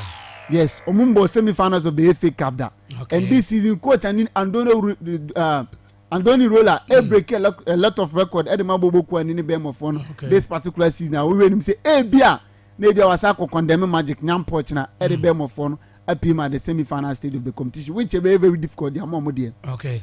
Now to the Italian Syria, Nyam Pochna 2 big games and a bebason. First, the message here from the record Diego Armando Maradona Stadium. Napoli Everton Fida welcome Boboku and Nini AC Milan. Napoli for the start season here bad. Going forward, they want the form now on the chassis and it seems that form ni sini trase. And their last 7 games evidence the trail bia cause last 7 win just a single game. Anomamba draw on 5, anoma lose baako. And the only defeat no picking was their game against Boboku and Nini Como. AC Milan so after some protest near protest anytime paying for in their game against Lazio Mulusu that game by 2-1. Their last 2 games Edin say Boboku and Nini AC Milan for no lose game. Even if Krasomu consider first goal Omoba back ebe win that game it's against Lecce from 2 goals down Omoba back ebe win that game by 3-2. And against Boboku and Nini Como from a goal down ebe win that game by 2-1. Okay. So my last 2 games Boboku and Nini AC Milan for Elusubi. And this particular season, Boboku and Nini Napoli at their own venue. I didn't say Boboku and Nini Napoli for Belusu game because 15 games are and 14 games on my boy man can say this season. On my win 10, and on my draw 2, and on my lose just 2, and 2 games no my lose Baku against Lazio and Baku against Atalanta. And depend the only 2 games are Boboku and Nini Napoli for na lose Mufie. All right. We AC now for now almost 14 games on my ball away games no. On my winning 6. Anoma lose 6, anoma draw 2. And on the results of Boboku and Nini AC now for Nukutawa away. Almost 21 goals, I consider 21 goals. AC now for no way performance this particular season. Now, Triple TK, could you believe that Napoli at the Diego Armando Maradona Stadium, nobody at Boboku and Nini AC now in the last 6 or winning? Walusu 3, anoma draw 3. The last time a Napoli share Boboku and Nini AC Milan Diego Armando Maradona Stadium way back 2018. But this season Napoli for no performance no ama bia uko fikesima ubenya franchise bi bia at least omanya hwe bia draw in this particular game and even their last 4 games are ball across all competition Boboku and Nini Napoli for Elusubi. Okay. By AC Milan after sort of protest ni be protest ni bibia sesa omobobo na utumu say kekan sisi a ewosoro Boboku and Nini Napoli for no after say David Neres play and it seems some goal scoring rate in Altuati Senampo bibia nsi a coach Nini Antonio Conte ebe going with a 3-5-2 formation, a 3 back of Abrante and Nini Romani as the sweeper, no about Abrante and Nini Alexander Bonjero or the left side of the defense. No about Abrante and Nini Giovanni De La Rosa or the right side of the defense. Boboku and Nini Napoli for now a midfield 5 of Abrante and Nini. Matthew Politano Kwakobo the right wing back position. Next Nazola about the left wing back position. And I midfield 3 of Abrante and Nini. Bill Gilmore. Even though Andre Zambo and Guiz are bad here, but on your fully face so bit must start this particular game.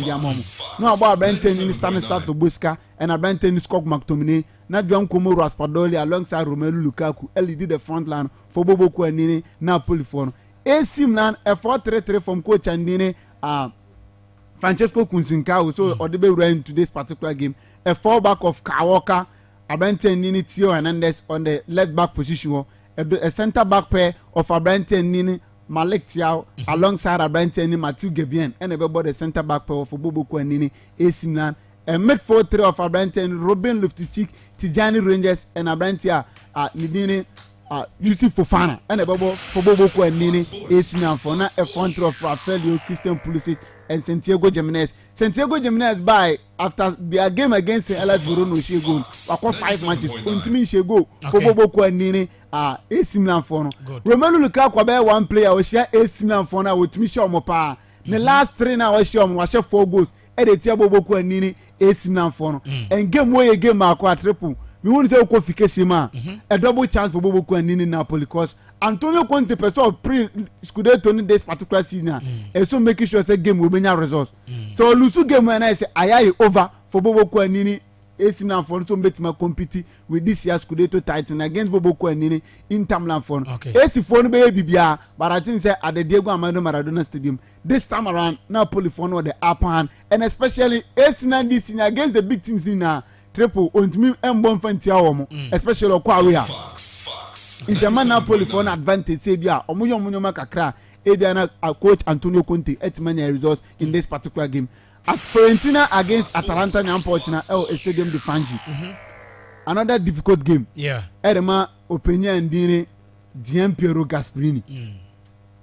Fiorentina this season in as much some form na on and off no omu home venue dey triple dream pa cause 14 games on mobile mufie no I think some lose just 3 games pe Udinis Como any Inter Aboboko and Nini Napoli pe and akom home venue akwa show this particular season. And again Piero Gasperini na Atalanta team near one of the best away team in the Italian Serie A cause away am pick 33 points. 97.9. I mean Atalanta for no da obeji omadi no. Yes. Say there afa ball no mo on say ana Samson Fiorentina nso tie. Cause Fiorentina ni Juve no obi anim say bia this time around dey bia nka Juve be tria for us cause after we defeat against Atalanta ni kebia. O expect so the Fiorentina be bounce back. But Fiorentina e ko share by 3-0 in that particular game. But ade ba ko ehun say Fiorentina in the history of the Italian Serie say we Bologna was in 57. Now be Boboko and Nini we Bologna. Now be Atalanta and so one team was on the power 53. Oh the Italian Serie into Bologna and Atalanta a team ba kwa. Fiorentina no more bar yes otimi wo mo. And Nyampo Jan expect say coach and Nilo Felipe Peredini so person qualify for European competition next season and so making sure say game way o make many a point. But ba ko say Atalanta for last 4 away games triple even their last 3 match 13 goals. Away matches. Yes, on last 3 13 goals. The big blow the mo Nyampo Jan say Maturu taking Bobby. The leading top scorer and won't mean Bobby for Boboko and Nini Atalanta for Nyampo China. But even Anokwamu Branton Adimola Lukmana on last 4 games are born. One Shegwa assist at the Maboboko and Nini Atalanta for. Yes, Brasini Bunya Kwayabo and even Charles de Catalabi so on my this season 10 goals involvement no kuta for Boboko and Nini Atlanta. And another big blow is Edison Zumbobi. They be Amaro Pasalic Ebeba Bishim alongside Martin the room. Oh, I'm double very good player. But I mean this season most of the games in Biblina started from the bench. Na man you na me say nka nkofon ko mo but Edison the age no was room. Oh enya hwe. Omo meje list na o me ho. Man you here 3 players pe na team na yi. Man you need Chelsea see somebody decided someone to big players view. Omo to look mama to Edison no ma to Ishak asa. Alexander Ishak. Asa. Team nga yi go number 9 Ishak ba. Na the formation na o bon. Yeah, sa number 10 na o gina on. Yes. Ademola gina fa. Yes. Na ma Diallo ye fit no nso gina fa. Africa for me. Yes. Na o the Edison be pair Bruno. Can you back cry? Mienu no mo nso be gina second. Even man you got to cry as before so we cry now you got to cry. Because Patrick Dogu naturally say if he gets fit now wait my left back na when Dalon so right back Mazraoui betimi abebo that position your team nka no kwa o but man you need Chelsea problem is see someone decide someone to impeyfo ni bio nkra no kwa no beto nkra no kwa to mienza we we dey almost spend I think 250 million betimi top less mienza we 200 250 Isaac some more jibe around 100 and something. Isaac with the 100 to say panum the 100 down befa. Omo Isaac figures now Liverpool. Figures no more quoting figures. Omo quote to say the bear mahun yes, because they want to keep the player. But to the 100 million bid because it won 100 million pounds. No beba. No 150 million pounds was spread between look one crowd at 35-40 crown beje. Now it doesn't so around 60 beje. 200 million crown 97.9. Nanka team no.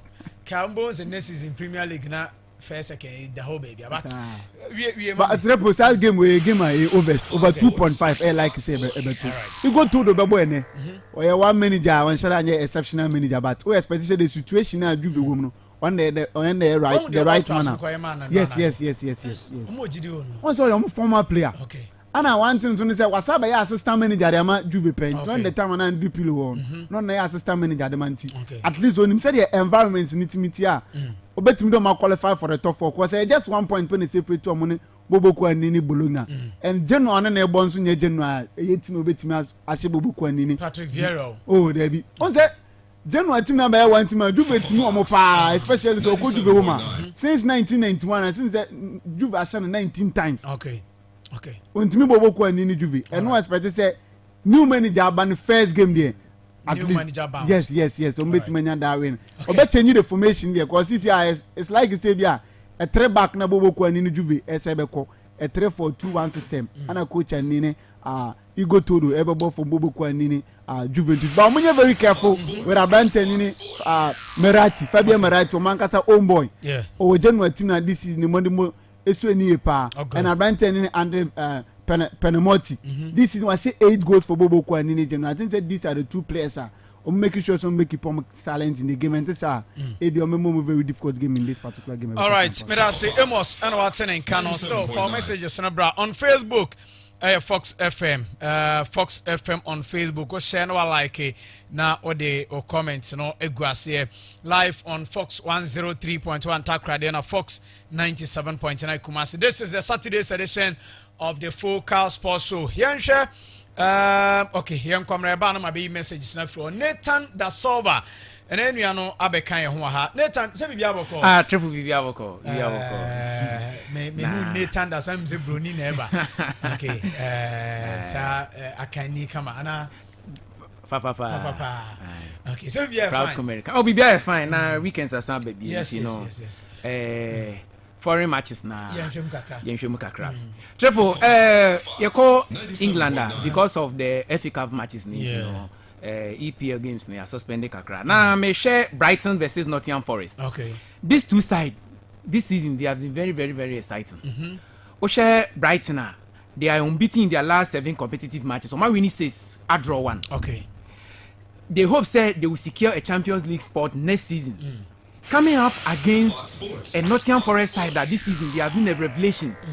And per the league standings now, everything is it's likely say next season on the Champions League football. Until when you are coming up against this side, easy. Nottingham Forest this season almost share Brighton almost trash on by 7 goals. And when you are going to meet a team of such caliber, and was prepare very, very, very well. Okay. Brighton manager Fabian Hustler.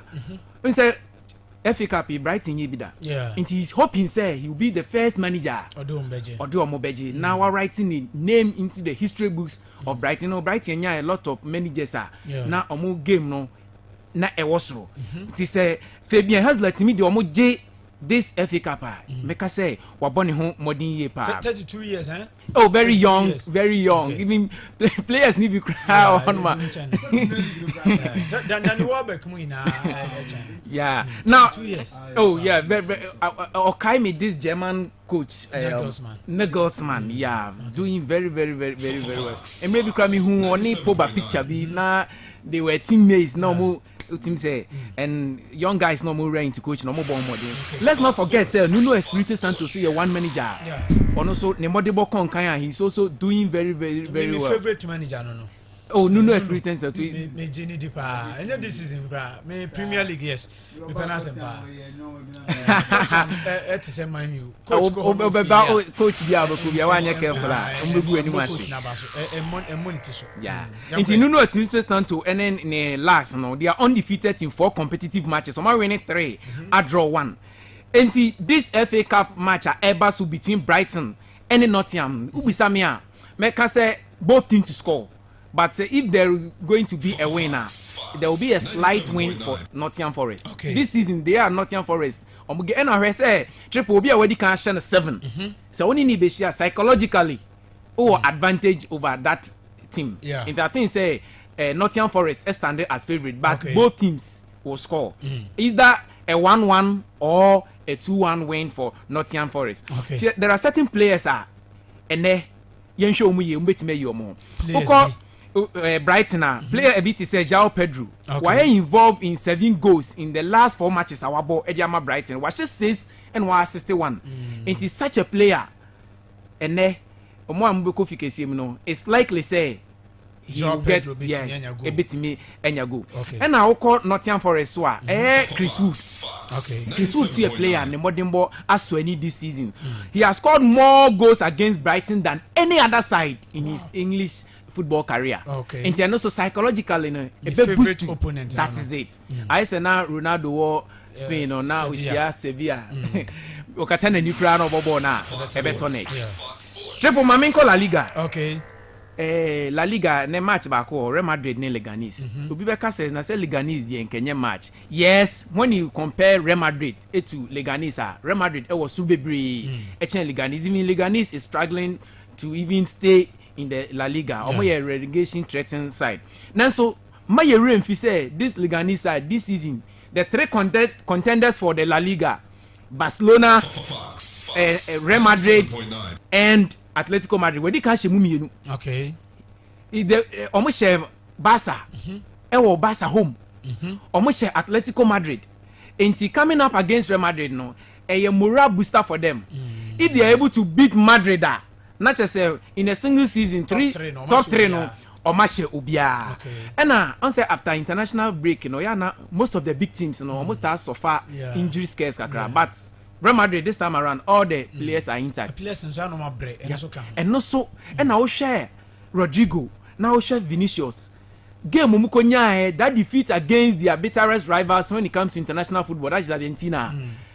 A bit me so coming into this game. International so more amujidi say ne Madrid because say gum no. Eya my very careful pa. But Leganes no say Odasio baby o. But washa basa sha Atletico. Washa basa sha Atletico. Robert is last game because yes sir. Oh yes sir boys no. Ebebo ombebo dua sir. Say o say niema. That is it. Say one basa ko washa basa. One Atletico bo. Nti de bia wo hwie niema gu a. Ombebo dua sir untimi ko wanim. And boys na Leganes Indiana and I hear Leganes last 4 visits to Barcelona no losing nyina conceding 14 goals in that process. Okay. And last 4 visits to Bernabeu, Bernabeu rather. Last 4 visits are Omako Bernabeu nyina lose and conceded 14 goals. Until strike average now over 3.5 goals per game. Until Ubenya Reshemu say, said the Madrid breed this time around. They will be making sure say Leganes, and I'm hoping say they will score not less than 3 goals in this game. We say Leganes for no, a very stubborn side because they remain the only side that Barcelona away this season. It is say team no only bar triple now. Why you very careful. And this season, Madrid can show more twice in the league and in the cup match. Madrid show more. Intino La Liga match between Real Madrid and Leganes. No, I'm going for either a 2-1 win for Real Madrid or 3-0 win for Real Madrid. And Kylian Mbappe with the former Mbappe APK this time around. No, it is likely say anytime goal scorer. Yes, Kylian Mbappe and match and also Basso the favorite Santiago Bernabeu.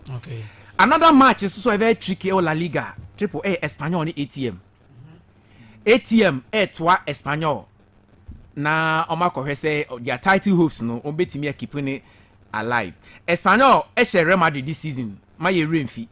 Last 4 home matches against ATM so Espanyol and Lusubi. So regardless of the ATM form, any Espanyol form this season, Espanyol at a favorable score line.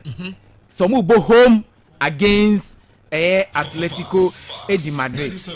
Let's not forget, say ATM so Champions League. Look at the circumstances are already free. Apart from that, their next game, almost like Barcelona, Barcelona for a trashe or by 4-2. Until against this backdrop, Espanyol will be coming up against Atletico Madrid, hoping say if they are able to beat them, already ATM or more title hopes bad because Barcelona show for 2 Madrid so say you move through Champions League. Now going into this game, they will be making sure say betima kwa konya a favorable scoreline na betima keep their title hopes alive. Nanso Espanyol enye team so ne ATM shia especially our home grounds eya otai esu kra. Na Atletico Madrid so they have a player like Julian Alvarez. Okay. And this is a player this season. Triple yen be there dance say ne modern boss nani. A brow free City. Ekoye no. Ne modern boss nani. Ne modern boy idea so ani yepa. And he's also a player. It's likely says and they will bet me ATM Beshegwa. He will be one of the players obetimi about a score sheet no eso. Okay. And there is something about ATM so most of their goals almost after the 75th minute. Late goals. Nti hono so ya na boys no ahwe yes omuta she goes after the 75th minute. Nti that game no so if I'm sticking my neck it can be either a 1-1 a scoring draw or 1-0 win for Atletico Madrid. Okay. I think say where Atletico or more form no if they are not able to win this game a be hard win. Okay. My main from an interest Bundesliga. All right. Bayern ni St. Pauli. Bayern this season minim se menkwa na mehu ni se omo form no he da ni sura. Because game where say omo tena fie am abokun be share omo 3-2. This is a broken side relegation they are almost through to relegation. And some match in there na no odempa. And now no so no title race no between Omoni Bayern for Leverkusen I only 3 points. 8. And kakra and right now Leverkusen was on form. It was on fire. And right almost say gumu come. Hurricane. Why? So manje league na. Okay. It's on Hurricane.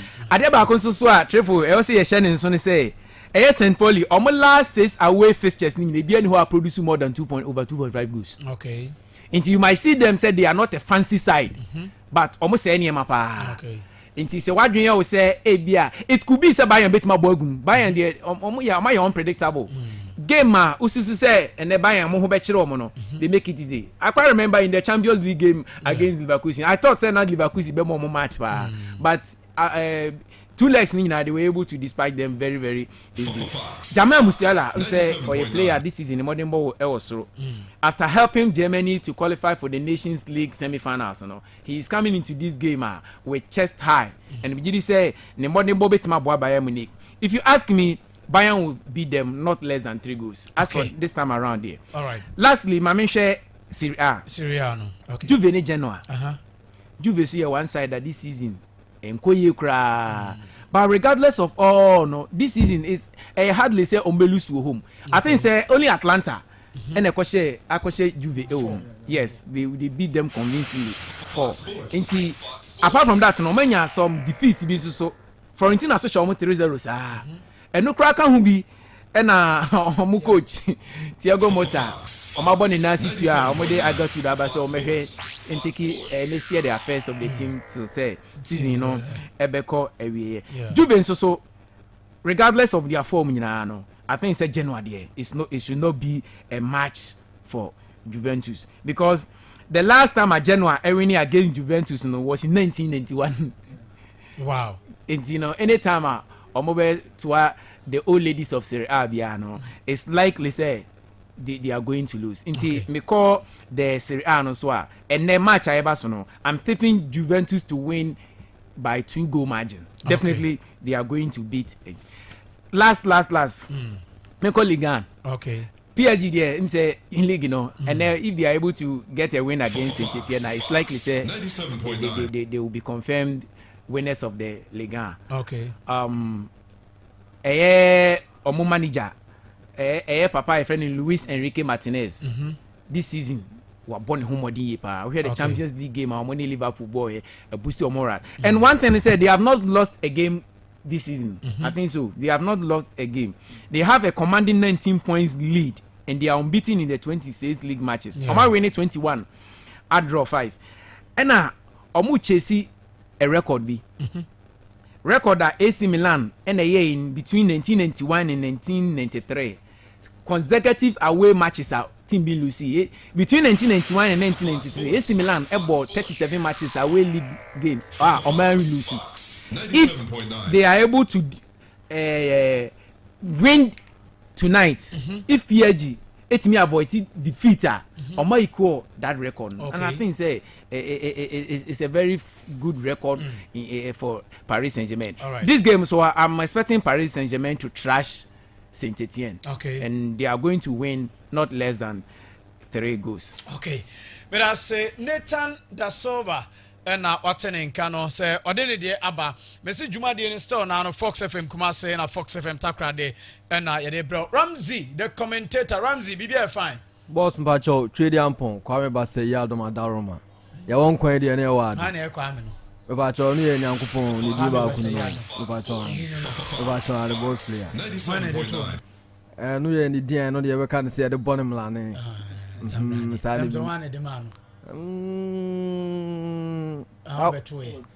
Boss any ever to ye ne mpanifo kan no na umisada we busada mo kan say Nyankopon de we obi a me nda na ja ne da me nda na ode ne ma enti no mo se kwa me bia Nyankopon sa de mpanifo ne kan mo se kwa me nyame kwa me bia se we nyame.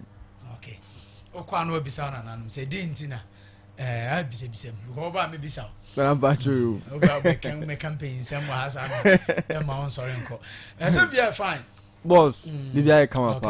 All right yan sem na kakra na sem na to okay boss player me na wase na yan cherry ase so next side for no by the time the muti obi etie show no na chi o mansa o mo say kwa me je atranse enti say me de on bitie show no enti yan chesu human okay na nansi apia odene ho odefo mbodi ama muso one na na akua abo atema pepia hima ye nchia o ana ne nso tige mi an ba akoda form me fiasi ya meko no makwa akujam no ya fa na big mama na oh boss meku fiansa et me fifia no meko no en oda form enti eno so enkofo abayi na ye nchia ko fi krumfo awo mo so abayi na on ba be jam ma me boss ye be dim komo kakra na game a me hwe ba bia menu Amos enso fire AC Milan and Bobo Kwa friend say SSC Napoli Nyankopon adom e china game be ba so big game so he Bobo Kwa friend say AC Milan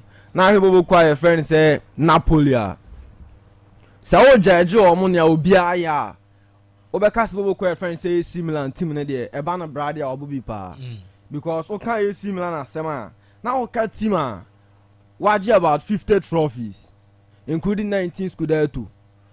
Okay, AC Milan now okay team okra 7 UEFA Champions League. And the AC Milan team ni a team bia any team ketwa.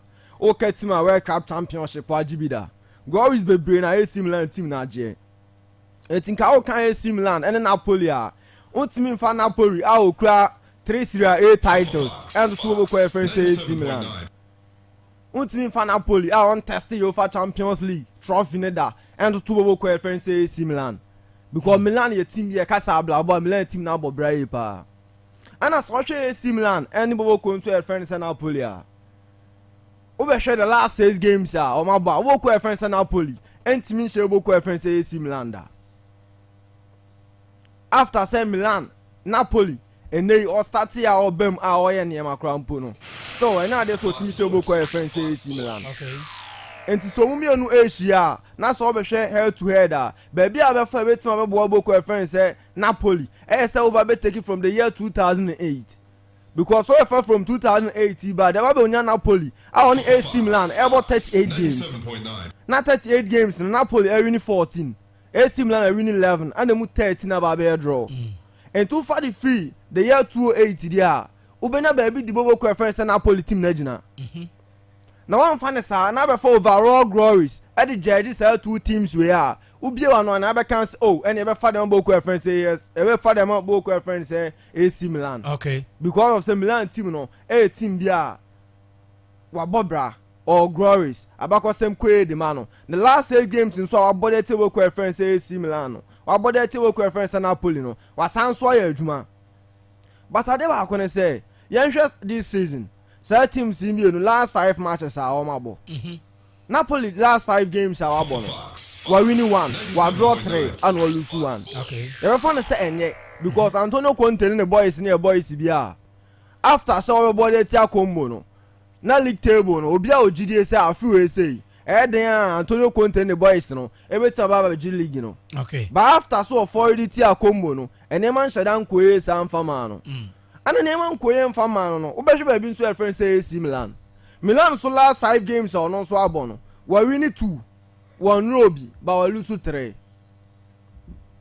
which means enkoye fama we say no and now they say koye enso number wo ko friend say AC Milan okay but I would judge almost 5 matches no by points Boko friends AC and 6 out of 15 when 6 points but Boko friends Napoli out of 6 no or no 6 points all right and the only me anu there over fan say nke but they were going say this season so Antonio Conte now so per league na gia untimi nkonko lose game against Boko friends AC Milan but who kwafuk den say no boys no con all out say afie pe bibia ye pese ye trophy no entia den ne chira game be koso no AC Milan team ni here Boko conference Napoli team no ehia win over Boko conference AC Milan okay and the TK game be koso no nyankopon ya do mo china no Boko conference Napoli double chance okay so ombenya point to game no den Napoli bet me kwa pick point okay ana obibi kan boss me patcho ane no boss me patcho mo one game amehwe Boko conference Barcelona nobody etia Girona Kofi Bas TK Barca any Girona game no enke be fan say enkenye game nenti a enye game ne say over head to head from 2010 15 matches Barcelona win 10 games Girona win 3 but nema game we game any last season Girona edie Xavi Hernandez tama no Barcelona because in Girona team last season also Barcelona to assume you upon back to back 4-2 eno enema sa game no ba be game and team na 2024-2025 season e course na anse flick everybody tell Girona no na ya Barcelona supporter bia won team fa won sense wo bon kase e kwa kwasha Girona because of ne ode year no 2023-2024 back to back no the man ni no but flick by in the first game against Girona why you know and the boys no ba benya win 4-1 edit tell Girona team no nyankopon ya adoma china game ne san so be ba so me hwe ani mu se Boko friends Barcelona e be con all out na che so ma san so asme akwa fa 3 points no because this time around I 3 points gap and double Boko on Madrid in them okay and Madrid den no Leganese Madrid betima akwa fa win eti ye hwe ani mu se nyankopon ya adoma china Barca en so betima asme Boko friends Girona okay Medase we Ramsey the commentator Ramsey no atenenka say ode eye we no nso so abaka mana bibia akoye ne de no ode aba no still on Fox FM Kumasi na Fox FM Takra de mame for messages no kakra na yenko yanim okay Enoch say Tributika good morning I'm enjoying the show please which of these are very difficult to achieve Ronaldo scoring 1,000 goals, Harry Kane winning a trophy this season, Mbappe winning the Ballon d'Or, Ousmane Dembele winning the Champions League. Okay. And then Emiliano Martinez winning the World Cup twice. Which of these are very difficult to achieve? Okay, me da say any message out there by be na e di hun komo e de amount ma me nko WhatsApp na fe me read kakra emfam free or na emfa fisam no ento aso e be di nkomo bi ene openi bi so be di e be twen komo na eniema etumi akokama na say good morning Focus Sports team. Saturday's edition is live and I'm enjoying the show. Please, what is the update of Nsuatremai's withdrawal from the league? Because we will not allow the AFA to award 3 points to clubs that are yet to play Nsuatremai, because we Kotoko lost the game and lost our fan. Okay, Nana say Nedia Ode Abba on Eye Facebook. Kojo Black say, I'm listening to you live from Kade ne Ofahe. Okay. Unim baby Akadeo. Kadeo is in region. Unim ho. What far with me afar. Ukoko no we watch now. 97.9. Akwakusi Kade. Okay. What I say? Kadeo is in region indeed. Enyade eni akiri. Kadeo ayi pa na wo abe. Nti ngo. Ngo Kade pa. Nam ga se konomo. There Kade ngo. Ngo nse ho no ni nam wuru ma kusi nkwanta na what I say? Kade. Kojo Black, I say you guys are fantastic. Focus Sports papa. Okay, Kojo Black, Kade. Okay, Eastern region. Principal ni mhopa, I know acheche ma. Oh yeah. Me papa kwa ko yedwuma ho. Okay. Ibrahim 6. Hey, Ibrahim 6. I say good morning Focus Sports. TK, I like you so much. My regards to the entire crew. Yeah, that's Ibrahim 6. And what the way and so Abba. Yamuba a year if you no some farmer MTNFA Cup Basso. Yami Adoma Ochana and in Adichia Baba Sports Stadium. Na bibia etimi akokama ani ejeni ojopo kuma hala pesa ponse ni arabutana Ricardo Kakanso ni Fox ere na yesie bia ni wo bia ni oba kokwa oba ma na ya se wu enye oba kokko wo ti ase wo bia betina heya enye kotoko de betima heya kotoko so nkola ni nkola kenke lecture Kumasi a youth employment TV abama sa wonu de bobo enya de ombetia heya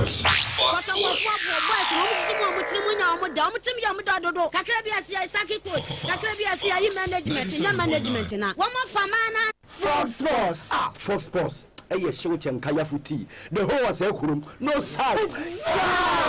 Okay, Yamuba some famao na yametwa so ewaha na yenin komona bibia ntimi enko yeso Fox FM Kumase local stories. Obi send a message be on Nsuatremai. Yeah. I'll pick that point from the team Kotoko. You see, they are not tennis football na boy them run ebo. Okay. Enti ubo say the Ghana Football Association was status I am rakunini I they run the association. We are every competition we are so mra why the amana ya debo. Enti the Ghana Premier League regulation, the Division 1 League regulation, the women inti almost division be and to ba would descend by the third division now. How many control the RFs and a control the third division. In Japan, now you catch us say offer Premier League regulations in Article 13 not stated clearly. 13.5, right? The 13.5? Yeah. 13.5 is stated clearly. Say Saudi NBC then or say the also say who are one team na bo awie bia no asi awie. Me catch them say BC Far Rangers and Ghana Football Association. Ama matches ana aka no say Far Rangers ebom. Teams no mo bia no omunya 3 points plus 3 goals. Eyade a bia sida. Nti mrem ye fraud we say president. Ye de ye adwuma e wo mrem. De me no kan anro bi ball ti ka som no Sanchin Ben na judge no e de man no. No bi bo maso.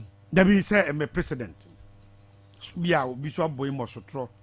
Na me ya judge the bia ne ba dia na just asem bia no ndi obi boss ba o ka say obi ball and obi ball na say eye Sanchin Ben ya de man no so judge ne be fa mako be ha miensa na afi afa range no na odi intansa na de abo easy and from last week na nkofo buga 97.9 na ye wie kura ne sensu Nsuatremai boys no eye players no den e be ye omo yeah on say that is it there dia na boa ne say dia ka bia si da o e bia si Ghana football mu say obi si mi mobile Fire Rangers say me mobile me call you know nti mon fam ball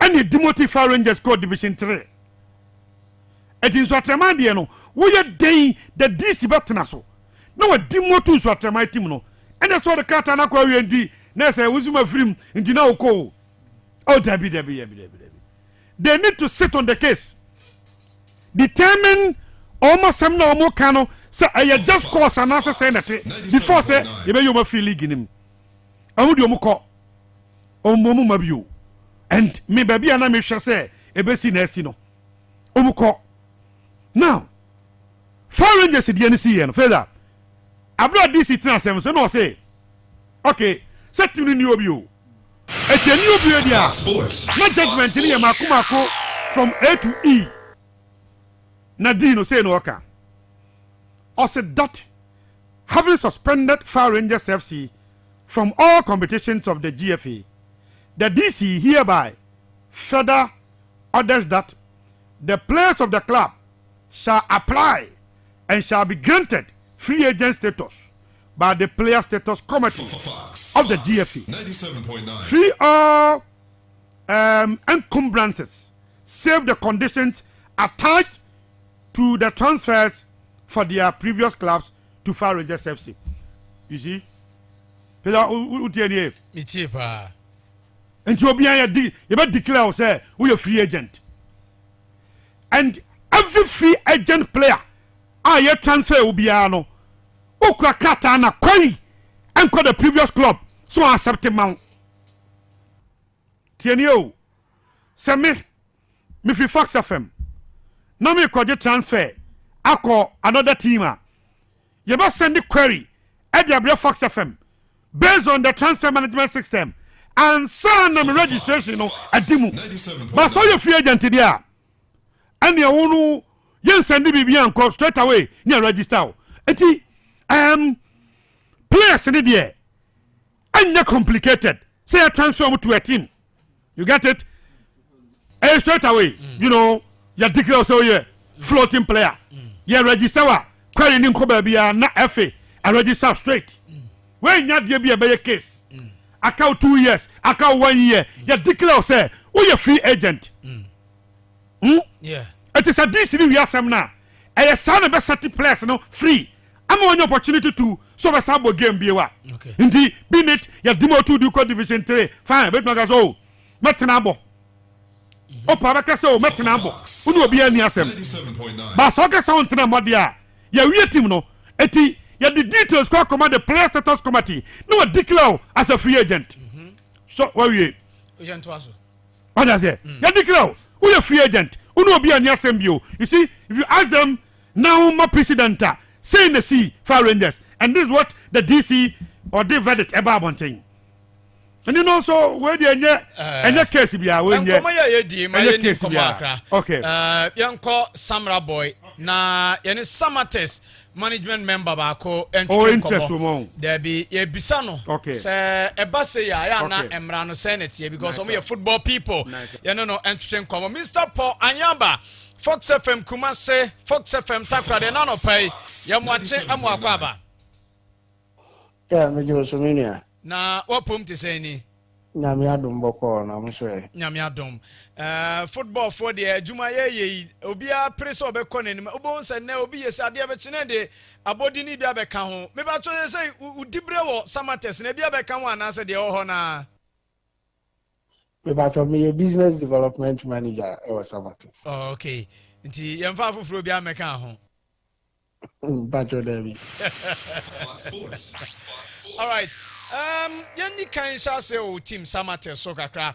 Ade ba kwa clubs no brepa business development officer wadwuma nan kasa ye de yansa na ya ba yenkomo iso. Bacho ka yebetu ya kwa yenkomo this. It's not me say them enye a strict yeah. It's a portfolio, it's an office, okay. And then you are assigned duties. And so if you're a business development manager at Kotoko, the functions will not be different, will not be the same as however, there are certain year constant because you are looking at business development, so you are looking at commercialization, you are looking at marketing and other exactly. But at Samatex, I have other functions. I am in charge of recruitment. I also look at the women's and youth teams. I am in charge of legal issues and also other communications. All right. In the desk, massive. All right. Be other places. The business development manager will only focus on issues around marketing and then commercialization. Exactly. But at Samatex and my portfolio, there are other additional duties. Okay, that's fine. But I think what be so come. But now the entire maybe no cry. Was a football business there, nanti bumpa and I'm say part of word has said this year born. Do na shut down with business ni. But watch him. Young nim. In short term, I know the CEO of Ghana Football, Munera, was semi in Ayakan club not throw the command if in say Opulu out, league no on to me and to us view. Na the entire flock as a cranny ye, a bunny say ya, players na ya no musia kind of team no, moya football for moya administrators ye, a bunny say players near your modern, omuko free, obi at me Fabiana, no be better player numpa, Quine Benson of a fast of a tono. Okay, Medasi. Oh, say no, I can only speak to the letter, and I said the alleged letter. A call every honor. Yeah, and said a copy of the real letter. So I tremendous comma every. However, you communicate or mother bar out. From now, communicate almost say they are withdrawing from the Ghana Premier League for security reasons. Or money Samatex, any kotoko issues, no nyoma akosunti. I think so. Money kotoko ye papa ye ofa poli incident nearby. Subsequently, or money Samatex ekobo or home game will be any because of say ye banning Nana Kromasa Park. Yeah, you home ko be any or more corner. I think there were some people are or more trash or be attack or more bass. And based on that, and they feel that the players any technical team no security and yet guaranteed into a move to a league.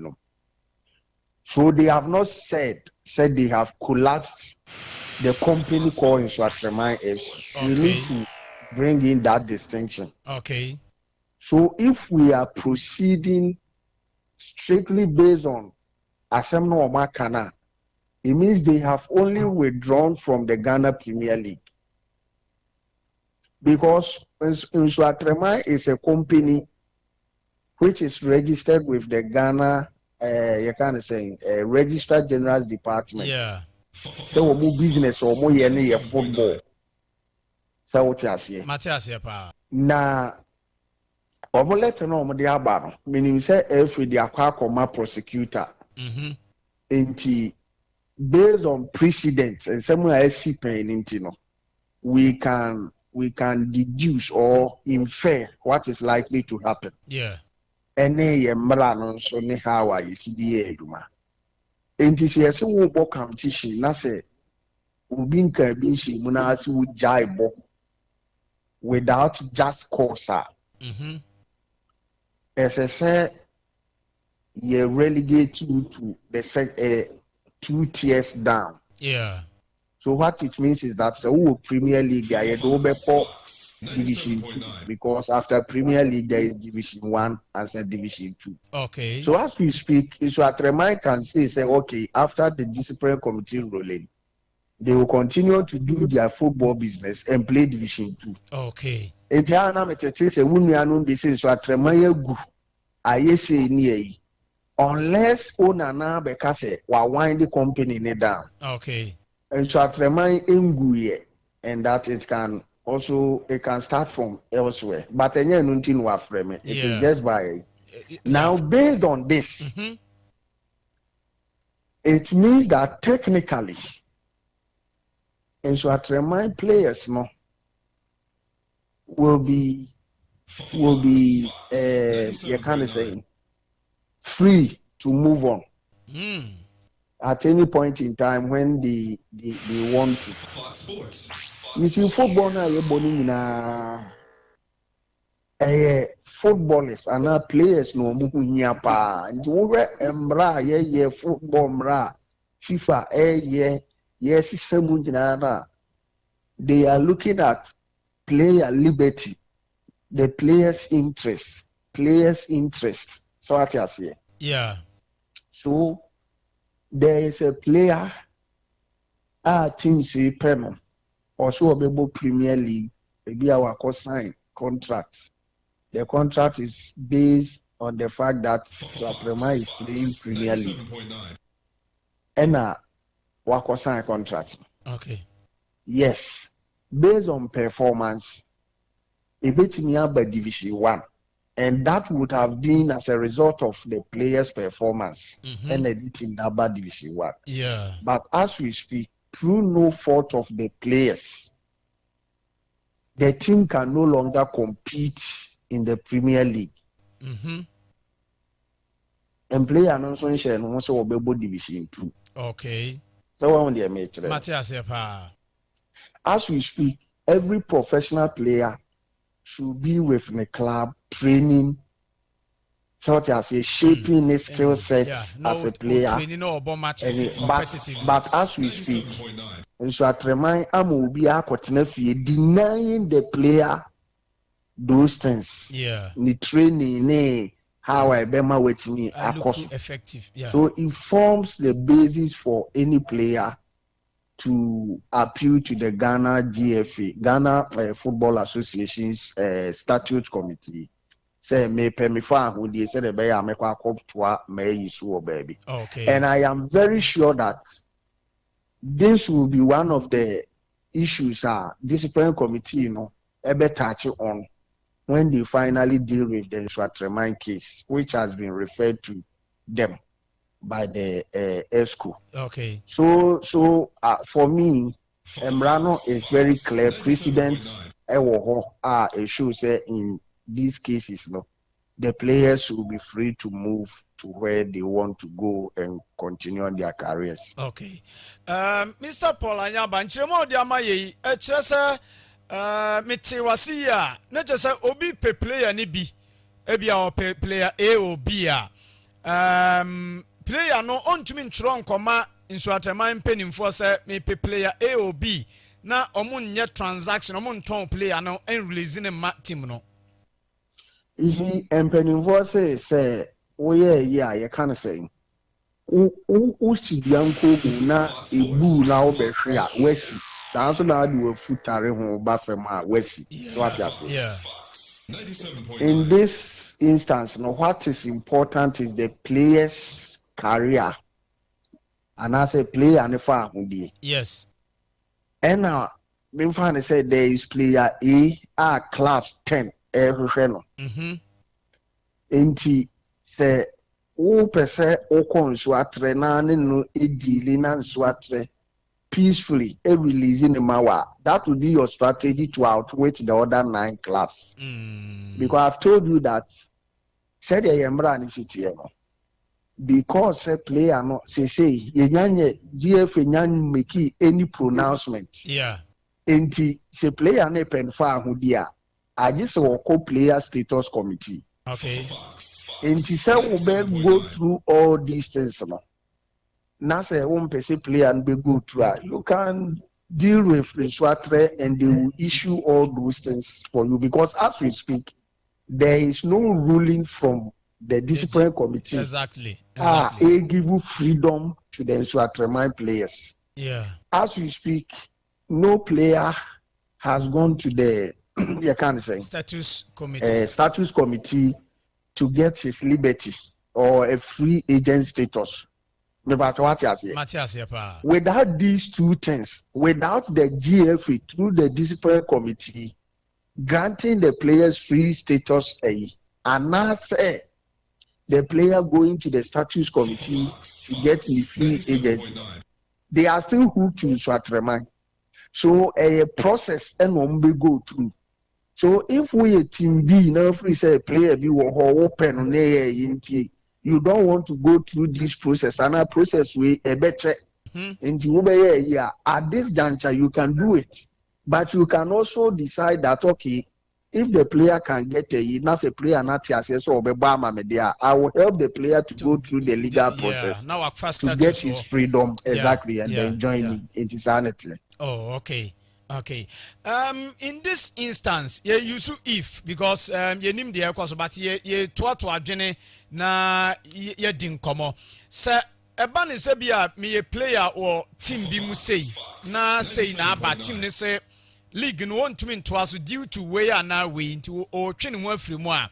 Bosome so amenhwe ni mu say team no ntua meka ana say. A very good question na website. You know, in the contract you sign, what the SSA way, na club no try you train, obey say abo matches, na club no so triao this salary and a bonuses. So one of the things a Bema contract near binding, the fact that the club will continue to pay you. So what you say? Exactly. What is due you? But in this instance, you are not training, you are not doing anything. The club in this, can decide, say, okay, even though, matches, I can pay you. I will still live up to my obligation in the contract. Now, the club not taking that decision. It is up to you, the player, to either accept and continue to be under contract, even though you are not doing the things that makes you a player. Or you say that, look, in the contract, I am supposed to be training and be playing matches, and not a player. And because I am not doing that, I want my liberty to go elsewhere. I meet Meduma as player. So, and also, a two-way side. One player can say, so, okay, I want to remain now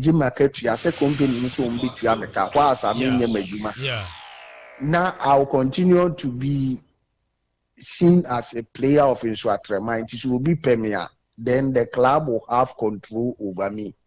And that even say the club no go Division 2, I will stay and play the Division 2. And take my salary as Nsuatreman player. So what you say? And then there is also the option of going to the status committee and saying that I am not able to do the things I am supposed to. In fact, Moma who said, so what's a contract, not a club, no, for 3 consecutive months when Tiaoka informed the basis to go to status committee, so Obejo way. Was that floating? Now yes, floating. Yes. Most players and their managers don't know. Yeah. And assuming sa assembly see, for 3 months, a club no, eguswa chiaoka na wojedia. It means you have accepted, even under these circumstances, to continue to be under contract and be a Nsuatreman player. Okay. And only who we are. You cannot turn around and say, me pay me far with you. Okay. But as we speak, you're breaking will be a motifie. So you're Nsuatreman player. So Munina Kofi. Whilst your fellow players are in camp, training and playing matches and doing what makes them a player, when you are not able to do it through no fault of yours. But if you want to remain, you can continue to take your money. And at the end of the day, say once you push it, na company they say, media, mimbo league, at the end of the day, you use that to either go for your your liberty, or you may want to also go to the status committee and tell the FA that you have a contract and so they should enforce it. And in America say, and there are a lot of scenarios. Yeah. But as we speak, because the company in Suatremine has not winded down, it is not dissolved. And a defunct club. And a defunct club. And I hear your colleagues using that word. And Suatremine can only be defunct when one company directors and now owners now say, I feel the better football view. Into ye winding it down. Now you have a car or more day. A quite on befast with tia. So once we do a mocha, a quite on befast with tia or near your guno. And now say, or more the company now your bonnie. Into Attorney General will start a process at the court to dissolve it. Okay. But what I say, as we speak, yentis are no more way in Ebi. Until we assume that the company called Suatremine FC is there. And so if it has entered into any contractual obligations, it is still binding on company in Suatremine. Such as in the member says Suatremine Koto Ubinsu, Untiaya, Yankasu Mumbo League in Suatremine Robi. The company own can go.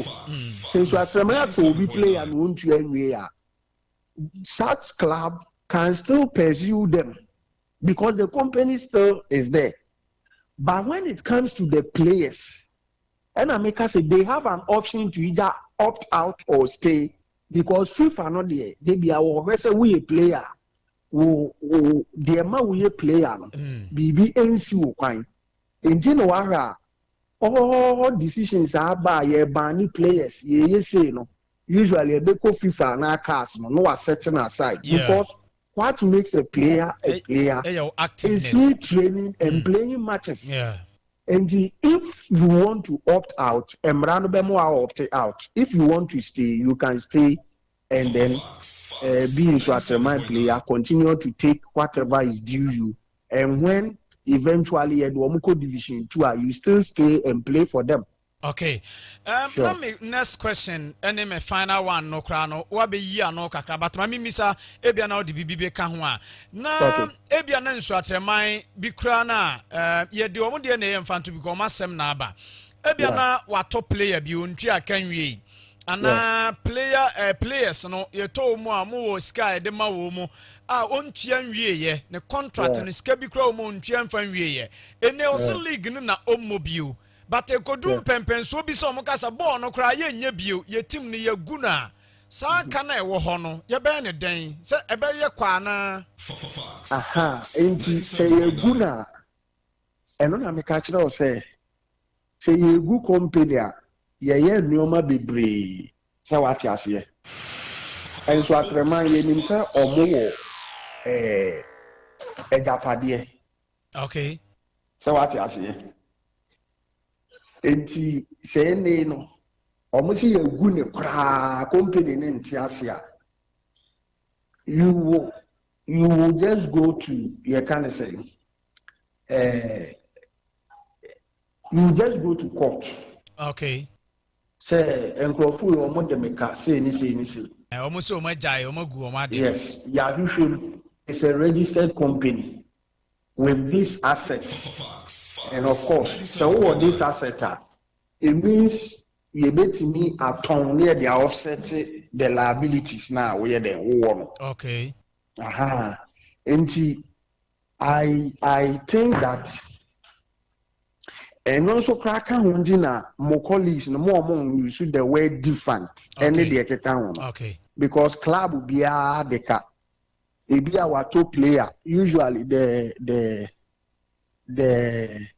standard is that Obeka me top player with 100,000. Me triano 2 tranches. Me spread first tranche be a memo 70,000 and 60,000. Second tranche mama 40. The first tranche me triano October. Second tranche me triano around March and now April. So Matthias. nti memfa ne say so Atremato player wetua half aka half in a situation we aba you still bet me ada neka okay say or remain with the FA also do Sikama. You use the FA because there would have been a transfer agreement stating where and when payments should be made. A Canadian amount. So the FA will enforce it. But they say, "Oh, question, you know, the say they say, "I'm so much bokra." And now the FA will not be in the position to enforce. Okay. Such a agreement. So you will be left with no other choice than to now resort to the law court, who will now look into the activities of AS in Swatremai and say yes. So when you bokra would the car, which is a legitimate car, so who asset is either you pay or your asset will be, you know, your beton asset be near the tria a car. Okay. All right. So we have some criminal proceedings. I will you me a clear a group maybe I say what they were mine car own yes can.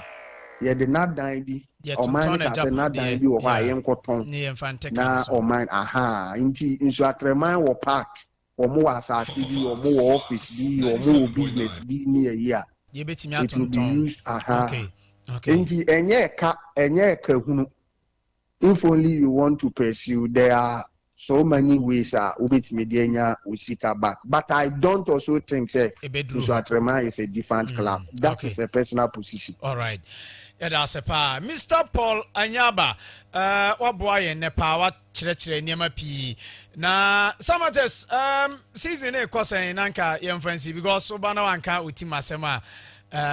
My dream say my fair to you. Last year Moje League no Africa, but times are free more train from Boca Crow. So what the trajectory? Maybe about 10 years, 14 years ago. Obia we need Ghana Premier League now. Or Africa or be struggle kakra or domestic competitions, yeah. Yes, Sawara.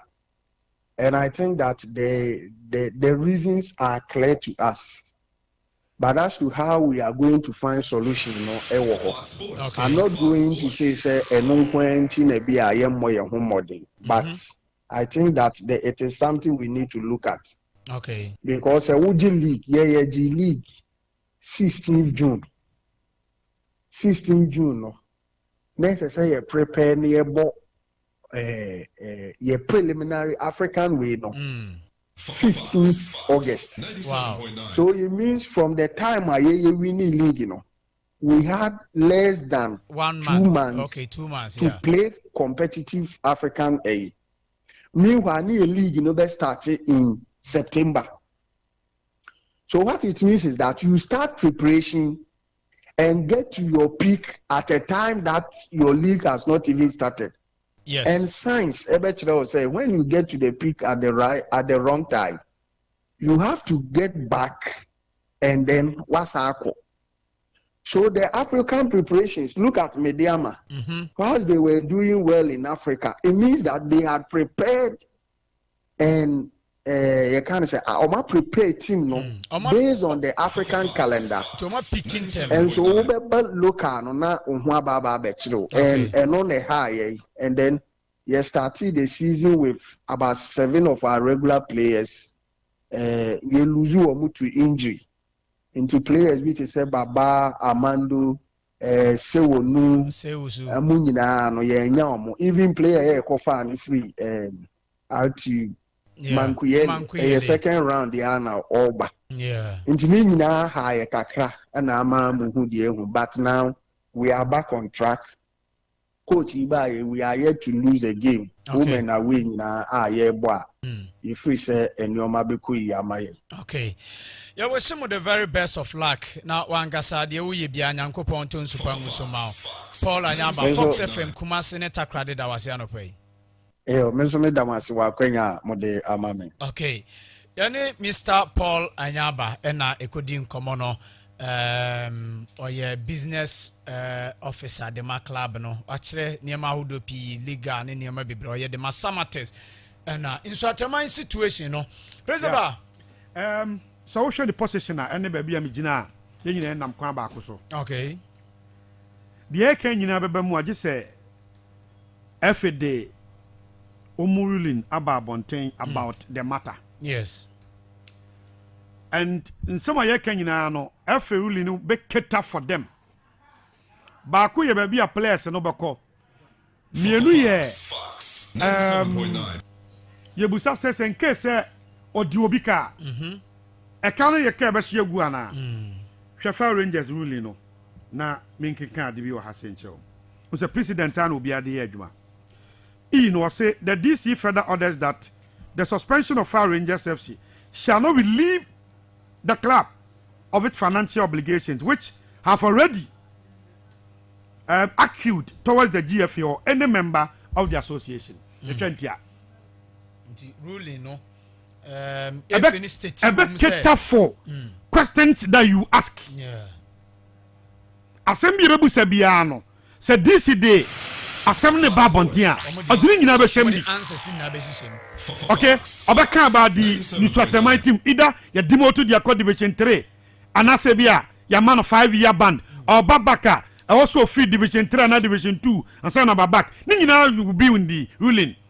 Sanity. But who your player? Now Saka the man Nuswatema. Now GDS say baby a club no kompa. You apply the floating to the player status committee. Obetena so na ya declare say be wan me sign contract say me be bobo matena fie 2 months me more ball you get it now bosu be out America ba nya katia no nda bi eno kwa na meje also me see academy team no etimi tena fie nya rusty so the player status committee international na omu efa lima bonte say me ye be declare float and assassin no team eno be kwakoto isu atema player be kwa say on the concession go negotiate. Why? And nothing be a top player or free agent player. Player on the team be any bond be a. Me no mama trase non can chance for 1.5 billion ebra before saw the plan mama. And the same was a free. Mama Kotono, na Ramsey, our teamer, na mu nyina the same position as a free agent player. Eti that argument say obi be call Nsuatrama ho nyina kwa kwatena se akọ negotiate for a player NC because they know say ahe dan ya floating no baba also na about salaries and so as a team bi ho no ma ayese no obese player no ntua ne ka say na ayesa de na player na sound ntua ne ka so status won ntua boys ne ka pe ombekọ ko di floating no okay after 3 months. Yes, because I never make a such a so bio. I only watch Choko. What I say, every only blessing in Atanasia, and they will say no, yes. So, we are players at Ramaya, untwin Trefiable swimming and after not to do. Oh, what to do? None upon some of the bay, yes, you know, it's a key about 5 days, papa, pam, no, we know about one thing. And to know, I say, player bit to know, second man, is what Tamaya, on the left and right. Make why, Hina, you know, Dana Minya. Nami GDS say, be a blasters game, no, I hold you on to the ruling. Yabo game no year, Yabo year Monday. Season near June season, yeah, until your match. Man say, 3 months, yeah. And 2 year players is here, yeah. And who was our dream say, Mekohiana, Mekohi. 3 months. 3 months, I say. Said 3 months now. Said season never na we. And Tina San 20. Ubeko baby, 3 months, I say. Debbie. Because no assignment in BS here. That say you better declare floating. And I make catch say the FA need to cater for statement here can be the air can be also cater for that. And I make catch say player me when you the floating status now. 7.9. Nothing be registered now. And calling him come be for another team to accept it.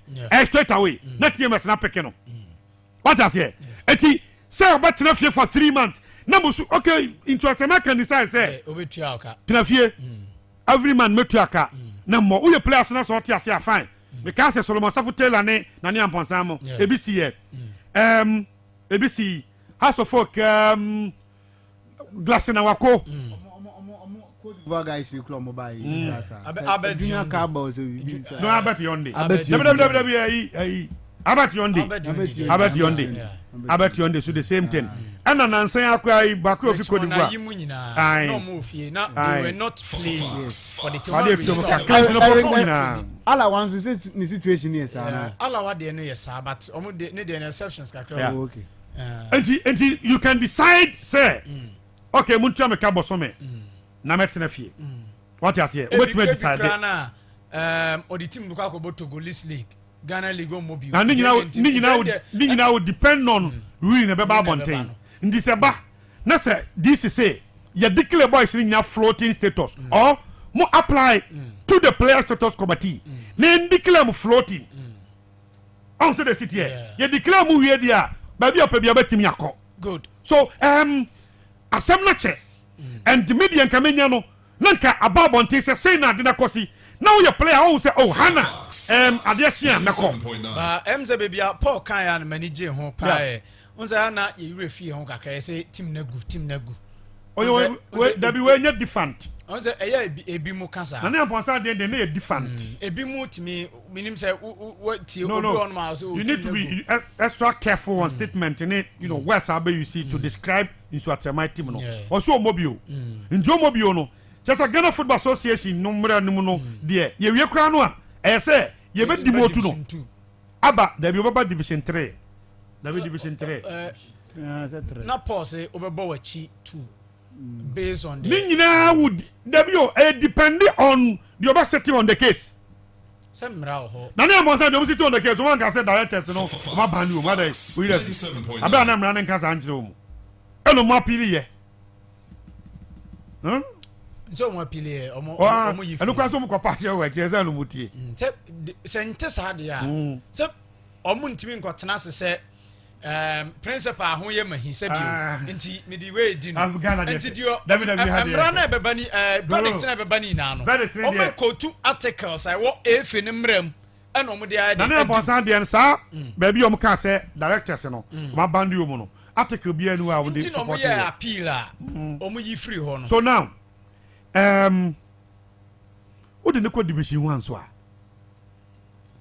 and so kwa affect bomze mra na ye say we jai ba ye yi uko wachimi go Division 2 premier na ye yi uko wachimi na chese oba Division 2 the Division 2 no beko sense atama beko ayi Division 2 oba sunyane sunyane and na ya bonsa mo kwa mo ka so mo ko division omo bandi omo 5 years tio on bandi omo 5 years no mo say say 5 years this no mo say ba they will start from Division 3 what I say it's just what am I dey obenya ban area ban for be 3 years and 4 years now ban no so now say ba you start from but ni nan so ye based on the key word I be use just cause nipa na akotena asem no so no hwe di enti a wujaibo yes just cause di enti a wujaibo no di enti na wujaibo na na mponsa se ebia system no favor me timi mobile e different from obi me kobo boy attack me safety enti ebia me odaroma enti na obetena so no mama obi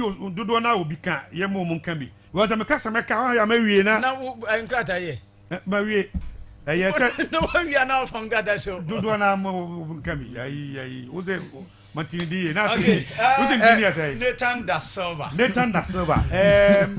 masha down good but masha da it was Nathan mun ya baba obi kantino wadaroma you are relieved you may carry on sir okay me say emos ni Nathan wa ha baba wa ha mo mo hwe minim say nkomo edi ye bia obi bi kan na fe yan 5 cup no 1 2 bi na Triple. yeah rap anyaba na jimu do ba me hear said you si church nyen ma he is speaking to said ye mrano any situation it here but one thing me pese ye nyina ye shele nso ne say Ghana your situations sometimes a different kakra so same see na body says so mo de judgment eba emfa judgment mbetu dwa eya na me very hesitant kakra say me pass judgment because triple krobia adwatwa hini wosu bia no sometimes yitim de mrato nchen na yaye niema and me gidi say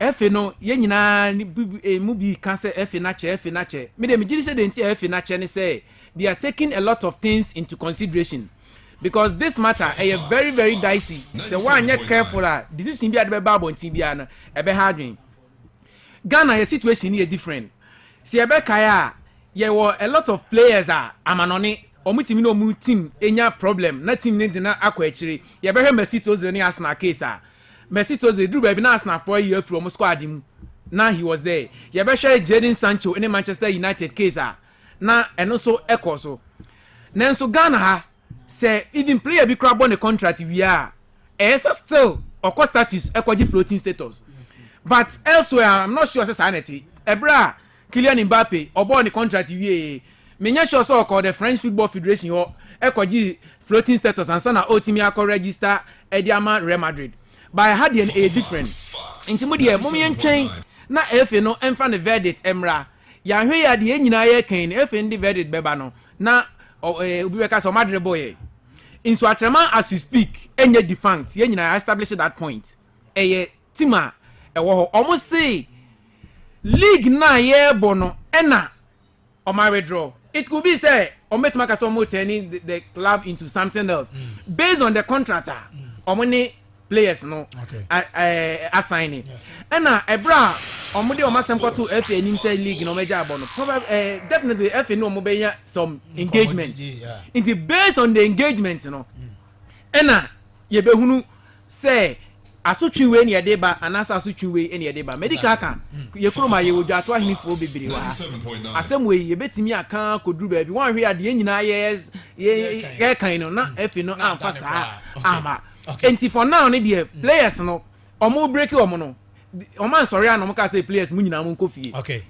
talk say dey ekoso enti the players now as we speak omo nim omo gina bre for now enti we de mo mentwa na FA no form FA no say omo verdict about but me there I'm giving the FA the benefit of the doubt say omo take a lot of things into consideration said the verdict omo be ba no omo nya problem dia me that say Amos I think the best in say FA need the verdict in ba na be club okay MGNFA Cup no fa we no to Facebook page no so nyam ya much na and watchna and games no ba so na eneno 2 matches ebetodwa na ochena nso so 2 matches abaso na ebe start anwumre no miensa ne nonson nti ne 2 games etodwa na ochena 2 games abaso ochena de no eba cho mienu ni nyina ye live on television ochena Karela ibo Golden Kicks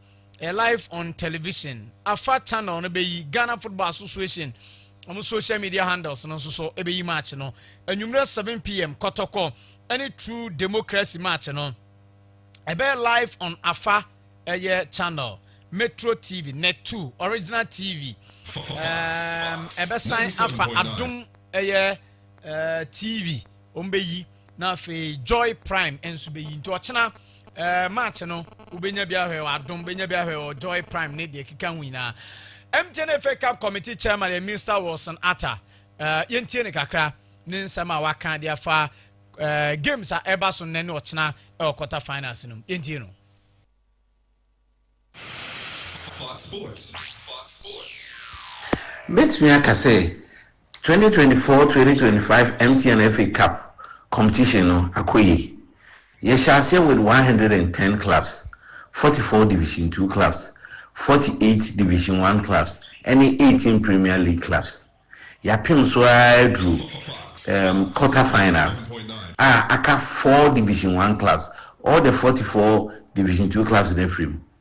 48 Division 1 clubs, naka only 4, and a Premier League 18, so aka 4. And sa 4 ana yakoma boom. Yede game naba Babayara Sports Stadium. Yabe create a football festival ewo Kumasi. Obi baby say why say quarter final yamu bia mbo omo muchusu home omo home.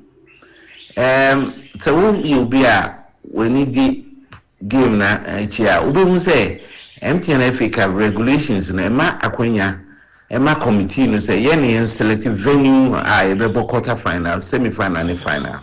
Na most of it no na aya ibu yenigu quarter final no so na obi aboard. But a committee ni transi afibia ye pese di bibi kan afibia pese ye bibia ebeba competition mo ayede ebeboa competition ye raise the bar. Afiwe they can see a bay say you better try create a mini festival out of the quarter final. Create another festival out of the semi final. Na ma momentum na final na grand. And sa eyina ye de to escort nim ana nyame adom yenya approval ye. Inti yade a obekumase a high desin bebia. Na matches no enye matches ketwa o. Park Academy ewo Division 1 Zone 2. Ana Atram Divisa omo Division 1 Zone 3. Na so we know there's a rivalry between Division 1 Zone 2 and Zone 3. They be a prepare kakra bragging rights we will say obi afi say only zone no ani more the zone no ana mo ball mo de pa. Inti we decide that na ya ita kun yakubi da be kai 2 years ago, 2 seasons ago, baby, Sky FC, Saturn Sky FC unbeaten. Anna Pando Heart of Lions, so you're unbeaten. Pando Heart of Lions was on 3, Sky FC was on 2. Round of 16, you're picking a say Pando. And okay, first of all, I know your MTN FA Cup committee chair.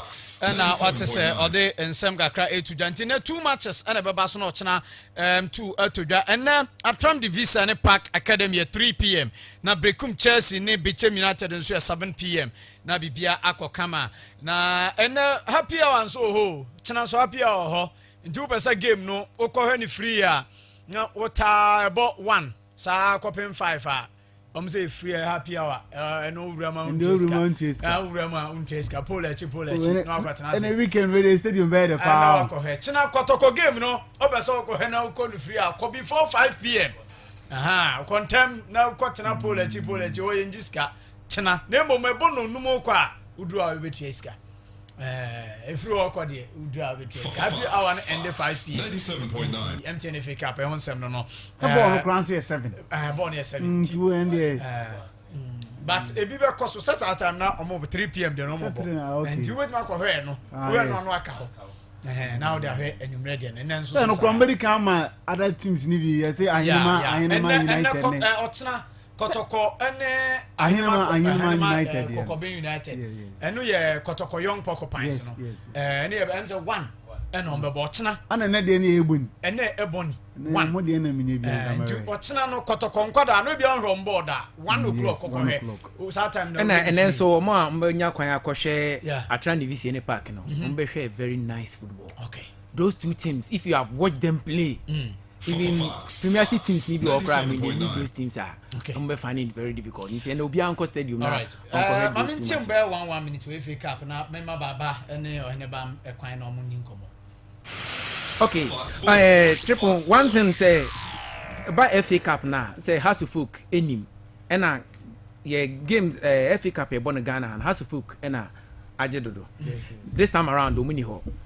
Say here Kotoko equine bi.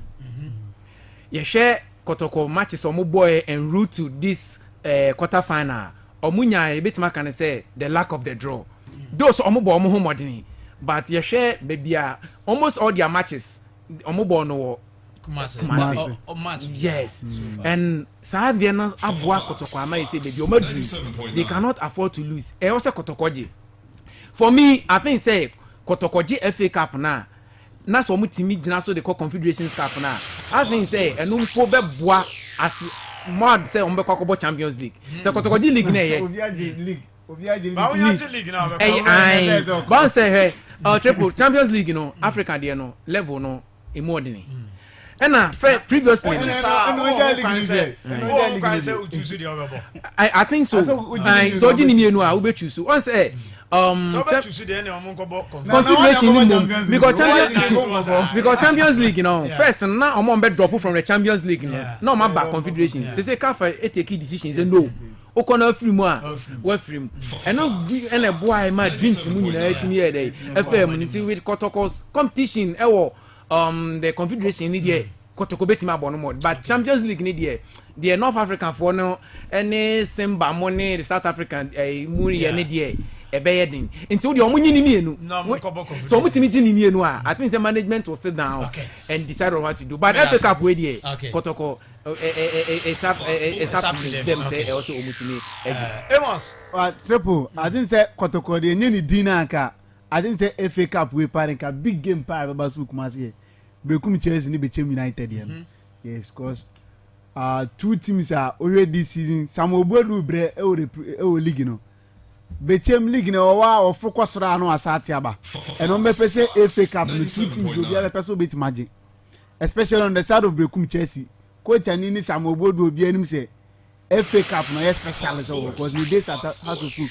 or the FA Cup no back to back this time around we are league no bre ne FA Cup modern ball mo dan dia I think so yi nation every mama ba branket special nation FC and this time around Kumasi nye venue am munu bi adama coach and ni Samuel okay already Kumasi do abanu si abebobu bi aba one thing say omuni Bechem United anu mu shia no mo bre cause the last 6 o ma bono Bechem unit awin 3 ana Bekum Chelsea awin just one game ana mu 2 and in a draw and we are kind of former Bechem for on Sawo man just recently and was a house of folk into my game near drink a crowd my coach and any Samuel but with the experience as Samuel Bodu Kuta na FA Cup no send him said yes me no ebi at this time I expect to bet me or advantage kakrebi obi bet me dey make progress the bobo kwani Bekum Chelsea for na copy ma the semi final stage but Kotoko dey any there we straight win for Kotoko but I'm making sure say afo make double okay Kotoko making sure some make double on some give ya chow I think that's 2014 on Mujibi Munti bin Jimmy Beam. Okay. Yes.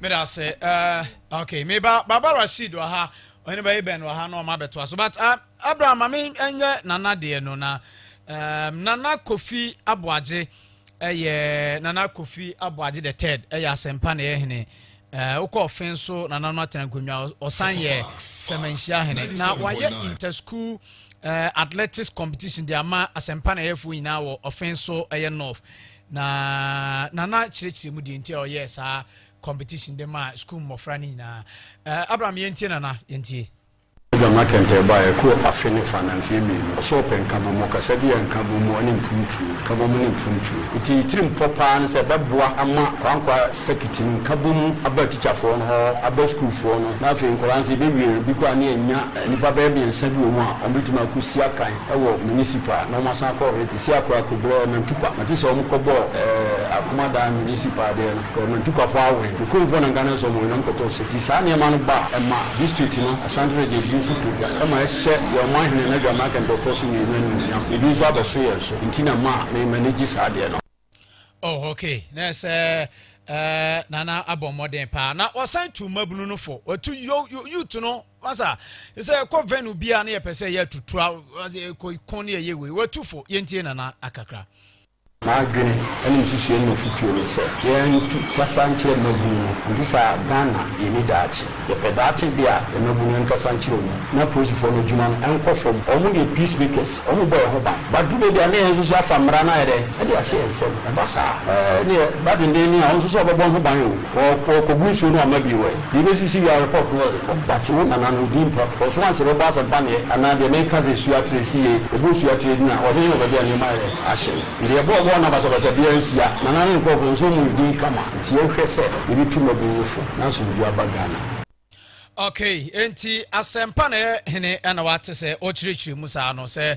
football no ya na enye basa enti nso atrede esi yi nsa na nan mina ba mu ni e kana se ni enti osan de futu e mama bunu Baba Rashid Baba yes Baba yankwe na iwe ibe na ba mami chia ye tiefo nyina Michia Mami no chapter half Michia Glorious Accra House of supporters Mami chia ABC Traverso na Michia Mr. Lord Edumensa na Misanchia Bishop Justice Ajmandua Michia penyifo nyina na pai people to say weekend na kwa koye MTN FA Cup weekend Gallon League bien ni ho this next week week bia MTN FA Cup ebeko so e Okuma Sports Stadium. All football fans who are interested there, you can just go and witness. But when you say a weekend, surprises will go along because MTN FA Cup is full of surprises. Okay. You ubeji say Una we oga at the end of the day will be laughing at the wrong side of your mouth.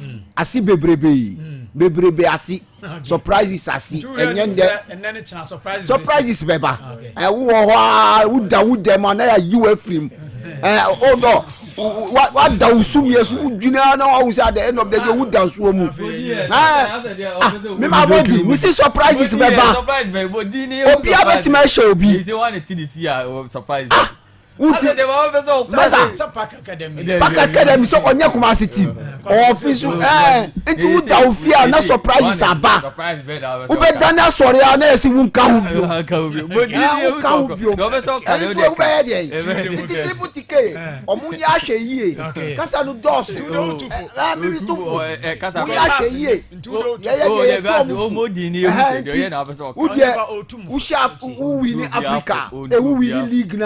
now we need FA Cup. What the double? My good brother has advised you people say munko confederation. And then amun GB down. And then amun GB down. Confederation is say so I have. Bet ma femu. I say dreams are femu. I have for man. Baby our dreams are far kwa kodru no anke ye mo e bi am bet magic cap. I don't know man for man. Ye tumufu. E mamu ko ye complacency. Uyi ba kwa ma has na has ye wuti pe na wa wini na wa yi am has Oniweban yentiu Chebo yes na weekends me buy ana no bi busam say na weekends has o mebo den o mebo cause un say weekends no match bia nje no MTN FA Cup na ebo o kan den na chiri ni pa de me o busam ka yenza say we de mintimi ya no nti ka o ba me ba me busam say has o mebo den match bia no match bia no nti has o mo midweek match bia nti has mo bo weekends ade o ma free man match bia ni ho na okay no ne bia you would the bia de ba ho je I'm going to have a say. Obianim say Africa passing can bisa usa question. Oh, that's not very good. What do I support? What's it? Yo, I say only say papa bet me yin and about no nim dey so mo so mo kan. Ah, so mo free. Yo, there bonim so mo free. So I had support pa. Sa o mo free mo, o mo free. Ah, okay, so mo free. Dey ene you tie no has support pa. What the na Fox FM so ka je has o mo bo weekends because he say no o mo MTN FA Cup. Oh, na so mo ntimi am o ma qualify. Has in ka hu bi. Boy ye boy has in ka hu bi. Enti no onim o de se bi die ko. O de ma beka. That's for you father. Enti ba be ah Mami kama se be say has never make us. Oh dear. My mami kama se na ko. Baba so de mani kana se. Baba ti be me de. Ada na ka asema na e asa. O de mami kama se. Ah o de you mate. Mami ncha ko support se o waje bre no mutie. Tepo ajebu anya ba bedu. Nyame ade mo kina ana game ne baso. MTN FA Cup. Unim se ebi mu boy o man timi am boy you mo film. Ne weekends o mon kan ho bi ba ye de ya nya opportunity oh ya bi mo de yi o mo free but enkwala bi kitu bi kwa na yi o mo free o mo ko mo Premier League no mo ya o say ebi mu boy na just o do so if I say baby I say who free baby na baby ade na ya na o yes sir I say who free baby na baby so ka bi amom ya bi say ye has ni bi I say you mate enti wo de mate enti kotoko nyame ade mo china match no ya china match no basu na say ye hwem ball match ne basu oh ye hwe ball say nyame ade mo china no ye nyina ye mra nyame tie eye nyame ade eye 20 50 100 F ye nyina ye metwa ne me na say the boys na ka no nyame ade mo china ekwan bia so o mesegu okay say the kwam poku eye maye no unim so oba ye anya wa mai 5 goals boy ne wo ye good fantastic player nyame ade mo china wo se oba ye den o we sase wo ti ase nyame adom otena no obesa se etie nyina ye mra bi nsa susu oma no wo de yan se on se yese no has nka ho bi omu nka ho no omu supporters ni nyina emra mehwe kotoko omu nyina amra no mehwe bi na mo fa entertain omu weekends because who say weekends we has nya bi mo omu mo enti we supporter who as supporter na bes we kotoko supporter na bese wo bese obehwe bo ni bia obetima betwe sika na emom omu de obetima bantem apia wa no so ho ebia oni sika kra na e stadium obetima we stadium mo for free saa ko si say 5 pm ne beba so what enti supporters ni nyina emra baba ya sport stadium nyame adan adotena na eye den ya na kotoko no ye bese age MTN FA Cup no ni age Ghana Premier League no eka ho na ye di ba ko eche ye nuanem ha asefo na ye mahu say yes Mirase Eben watene nka no 0546 999 0501 436476. Hello, good morning. Pauli Yanko. Coach Redeemer Transport. People speaking and the answer to Kuniba Catapra. Eh? Baba or put to Adam 1 2 hours for Apple. Amaha and Crow among one bus to triple wherever you are. What's the answer?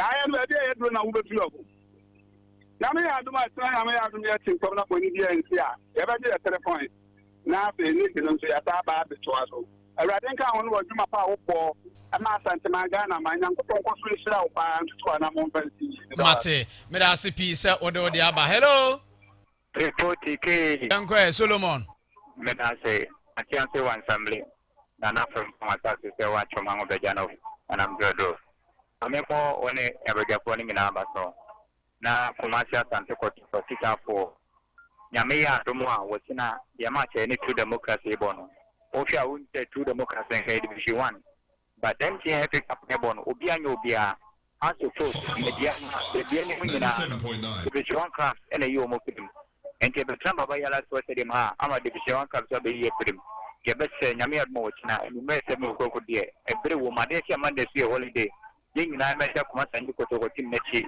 ne kurin biya ya shi yan pin pote pasi ya ji dobo no ya supporters ya sai yan pin ko na ji na dobo ne ti menye ne man ko kama ko sanji ko to team no referee Master Hansen e pe good officiating as the creator na ta to so me ma na nya ho nya da biya ti meti grazie okay menso eda wase se ode aba be kan ontimi anyina so all right 0546999744 050143 6476. Mamimfa kola ba kon kan na fi yemfa NC. Hello.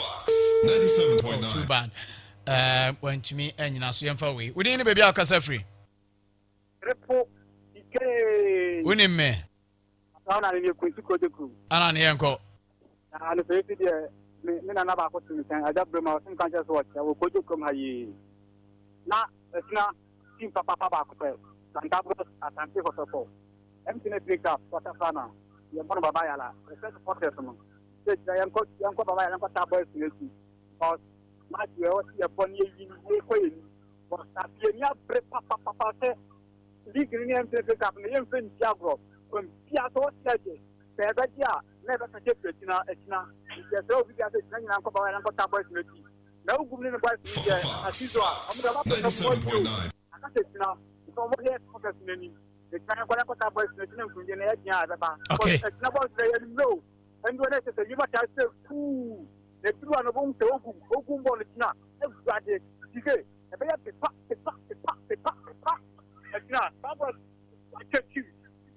Okay. But I see yamfa we. We didn't baby akasa free. Hello. We didn't. Come here kiti mkazo free group. Kwami yentio. We nyame admecha kutokomata na kushinyi pa 7 o'clock de nyame kuna kushinyi dedi sana Barcelona bo tai 215 na wi ne ya betati wa nyame de ba bia mo de minti di ba ka o be heti awa okay na ya betati 97.9 ya se ta no kutokubeti nyaji ni ajini na tamu. Okay. But I say Kwame Eric kind of attending kind of mami fancy na mama to asomande emfama MTN FA Cup no ye say ye be ntutu na afere commentary enso so abrona bibia akọ kama ababio ye chao ene ababio ne ba awoda mame Emmanuel Bill ene yima enso awoda yima ne da a Facebook page no so no happy birthday to you Emmanuel Bill ene ye awoda oko school ewo Mary Seat of Wisdom RC Preparatory School and Junior High ene Emmanuel Bill wawoda papa sinyini na beye penimpa na enema nkoyi emfa ema Emmanuel Bill na mebisa ne se kotokwane house obebo onyini a obebo timbe oso obebo house na babio se debi okay ababio mame nchao ene enso anopai on behalf of umame mu nyina am say am show happy birthday okay awudu mame awudu nso so mame akwada na ye beto no badino yenua awudu ye no ewa ha nyame adoma on the 6th of April kwesiada niyire awo afane ho afane ba nti Mr and Mrs Awudu eton sada phobia se nyame adoma Kumase Nima okay Kumase Nima opposite Benab filling station Sunday 6th of April ye na yinhia na yento ne ba ne din kama na bibia enso so enko eyeye ene Awudu yama abofra no waba ontena se na onya akwada pa mame oba pa kwesua de na memfa enwie na yen sorry ene oba pa akosua na woda happy birthday to you oba pa akosua on behalf of me and the entire family no namfufo ina ye we so happy birthday na mentina nim enchiro onya okese wakoma so ade no wani so adu hina emrem emfa mawo Abi happy birthday to you na bibia enso so enko kama all right enti no Nathan Triple mechia Capo de Supreme okay yeah Capo TV and radio yeah mechia Capo and mini abako so sunya friend SY so na o monitor show no so me den chia kese good all right you be sense here bio it has say oba here Nathan Da Silva and out in can you sorry am Danny the hit maker de enoma to aso dan kan memo nyum ne kakre okay time no go on okay ene me de aka ina jadani sade aya na sofo Paul Baduka no me de bibia ejamenu adani na otwaso de aka edama on behalf of the Solid Production team midin and Ken Pfizer Osman obetumi aframe Triple TK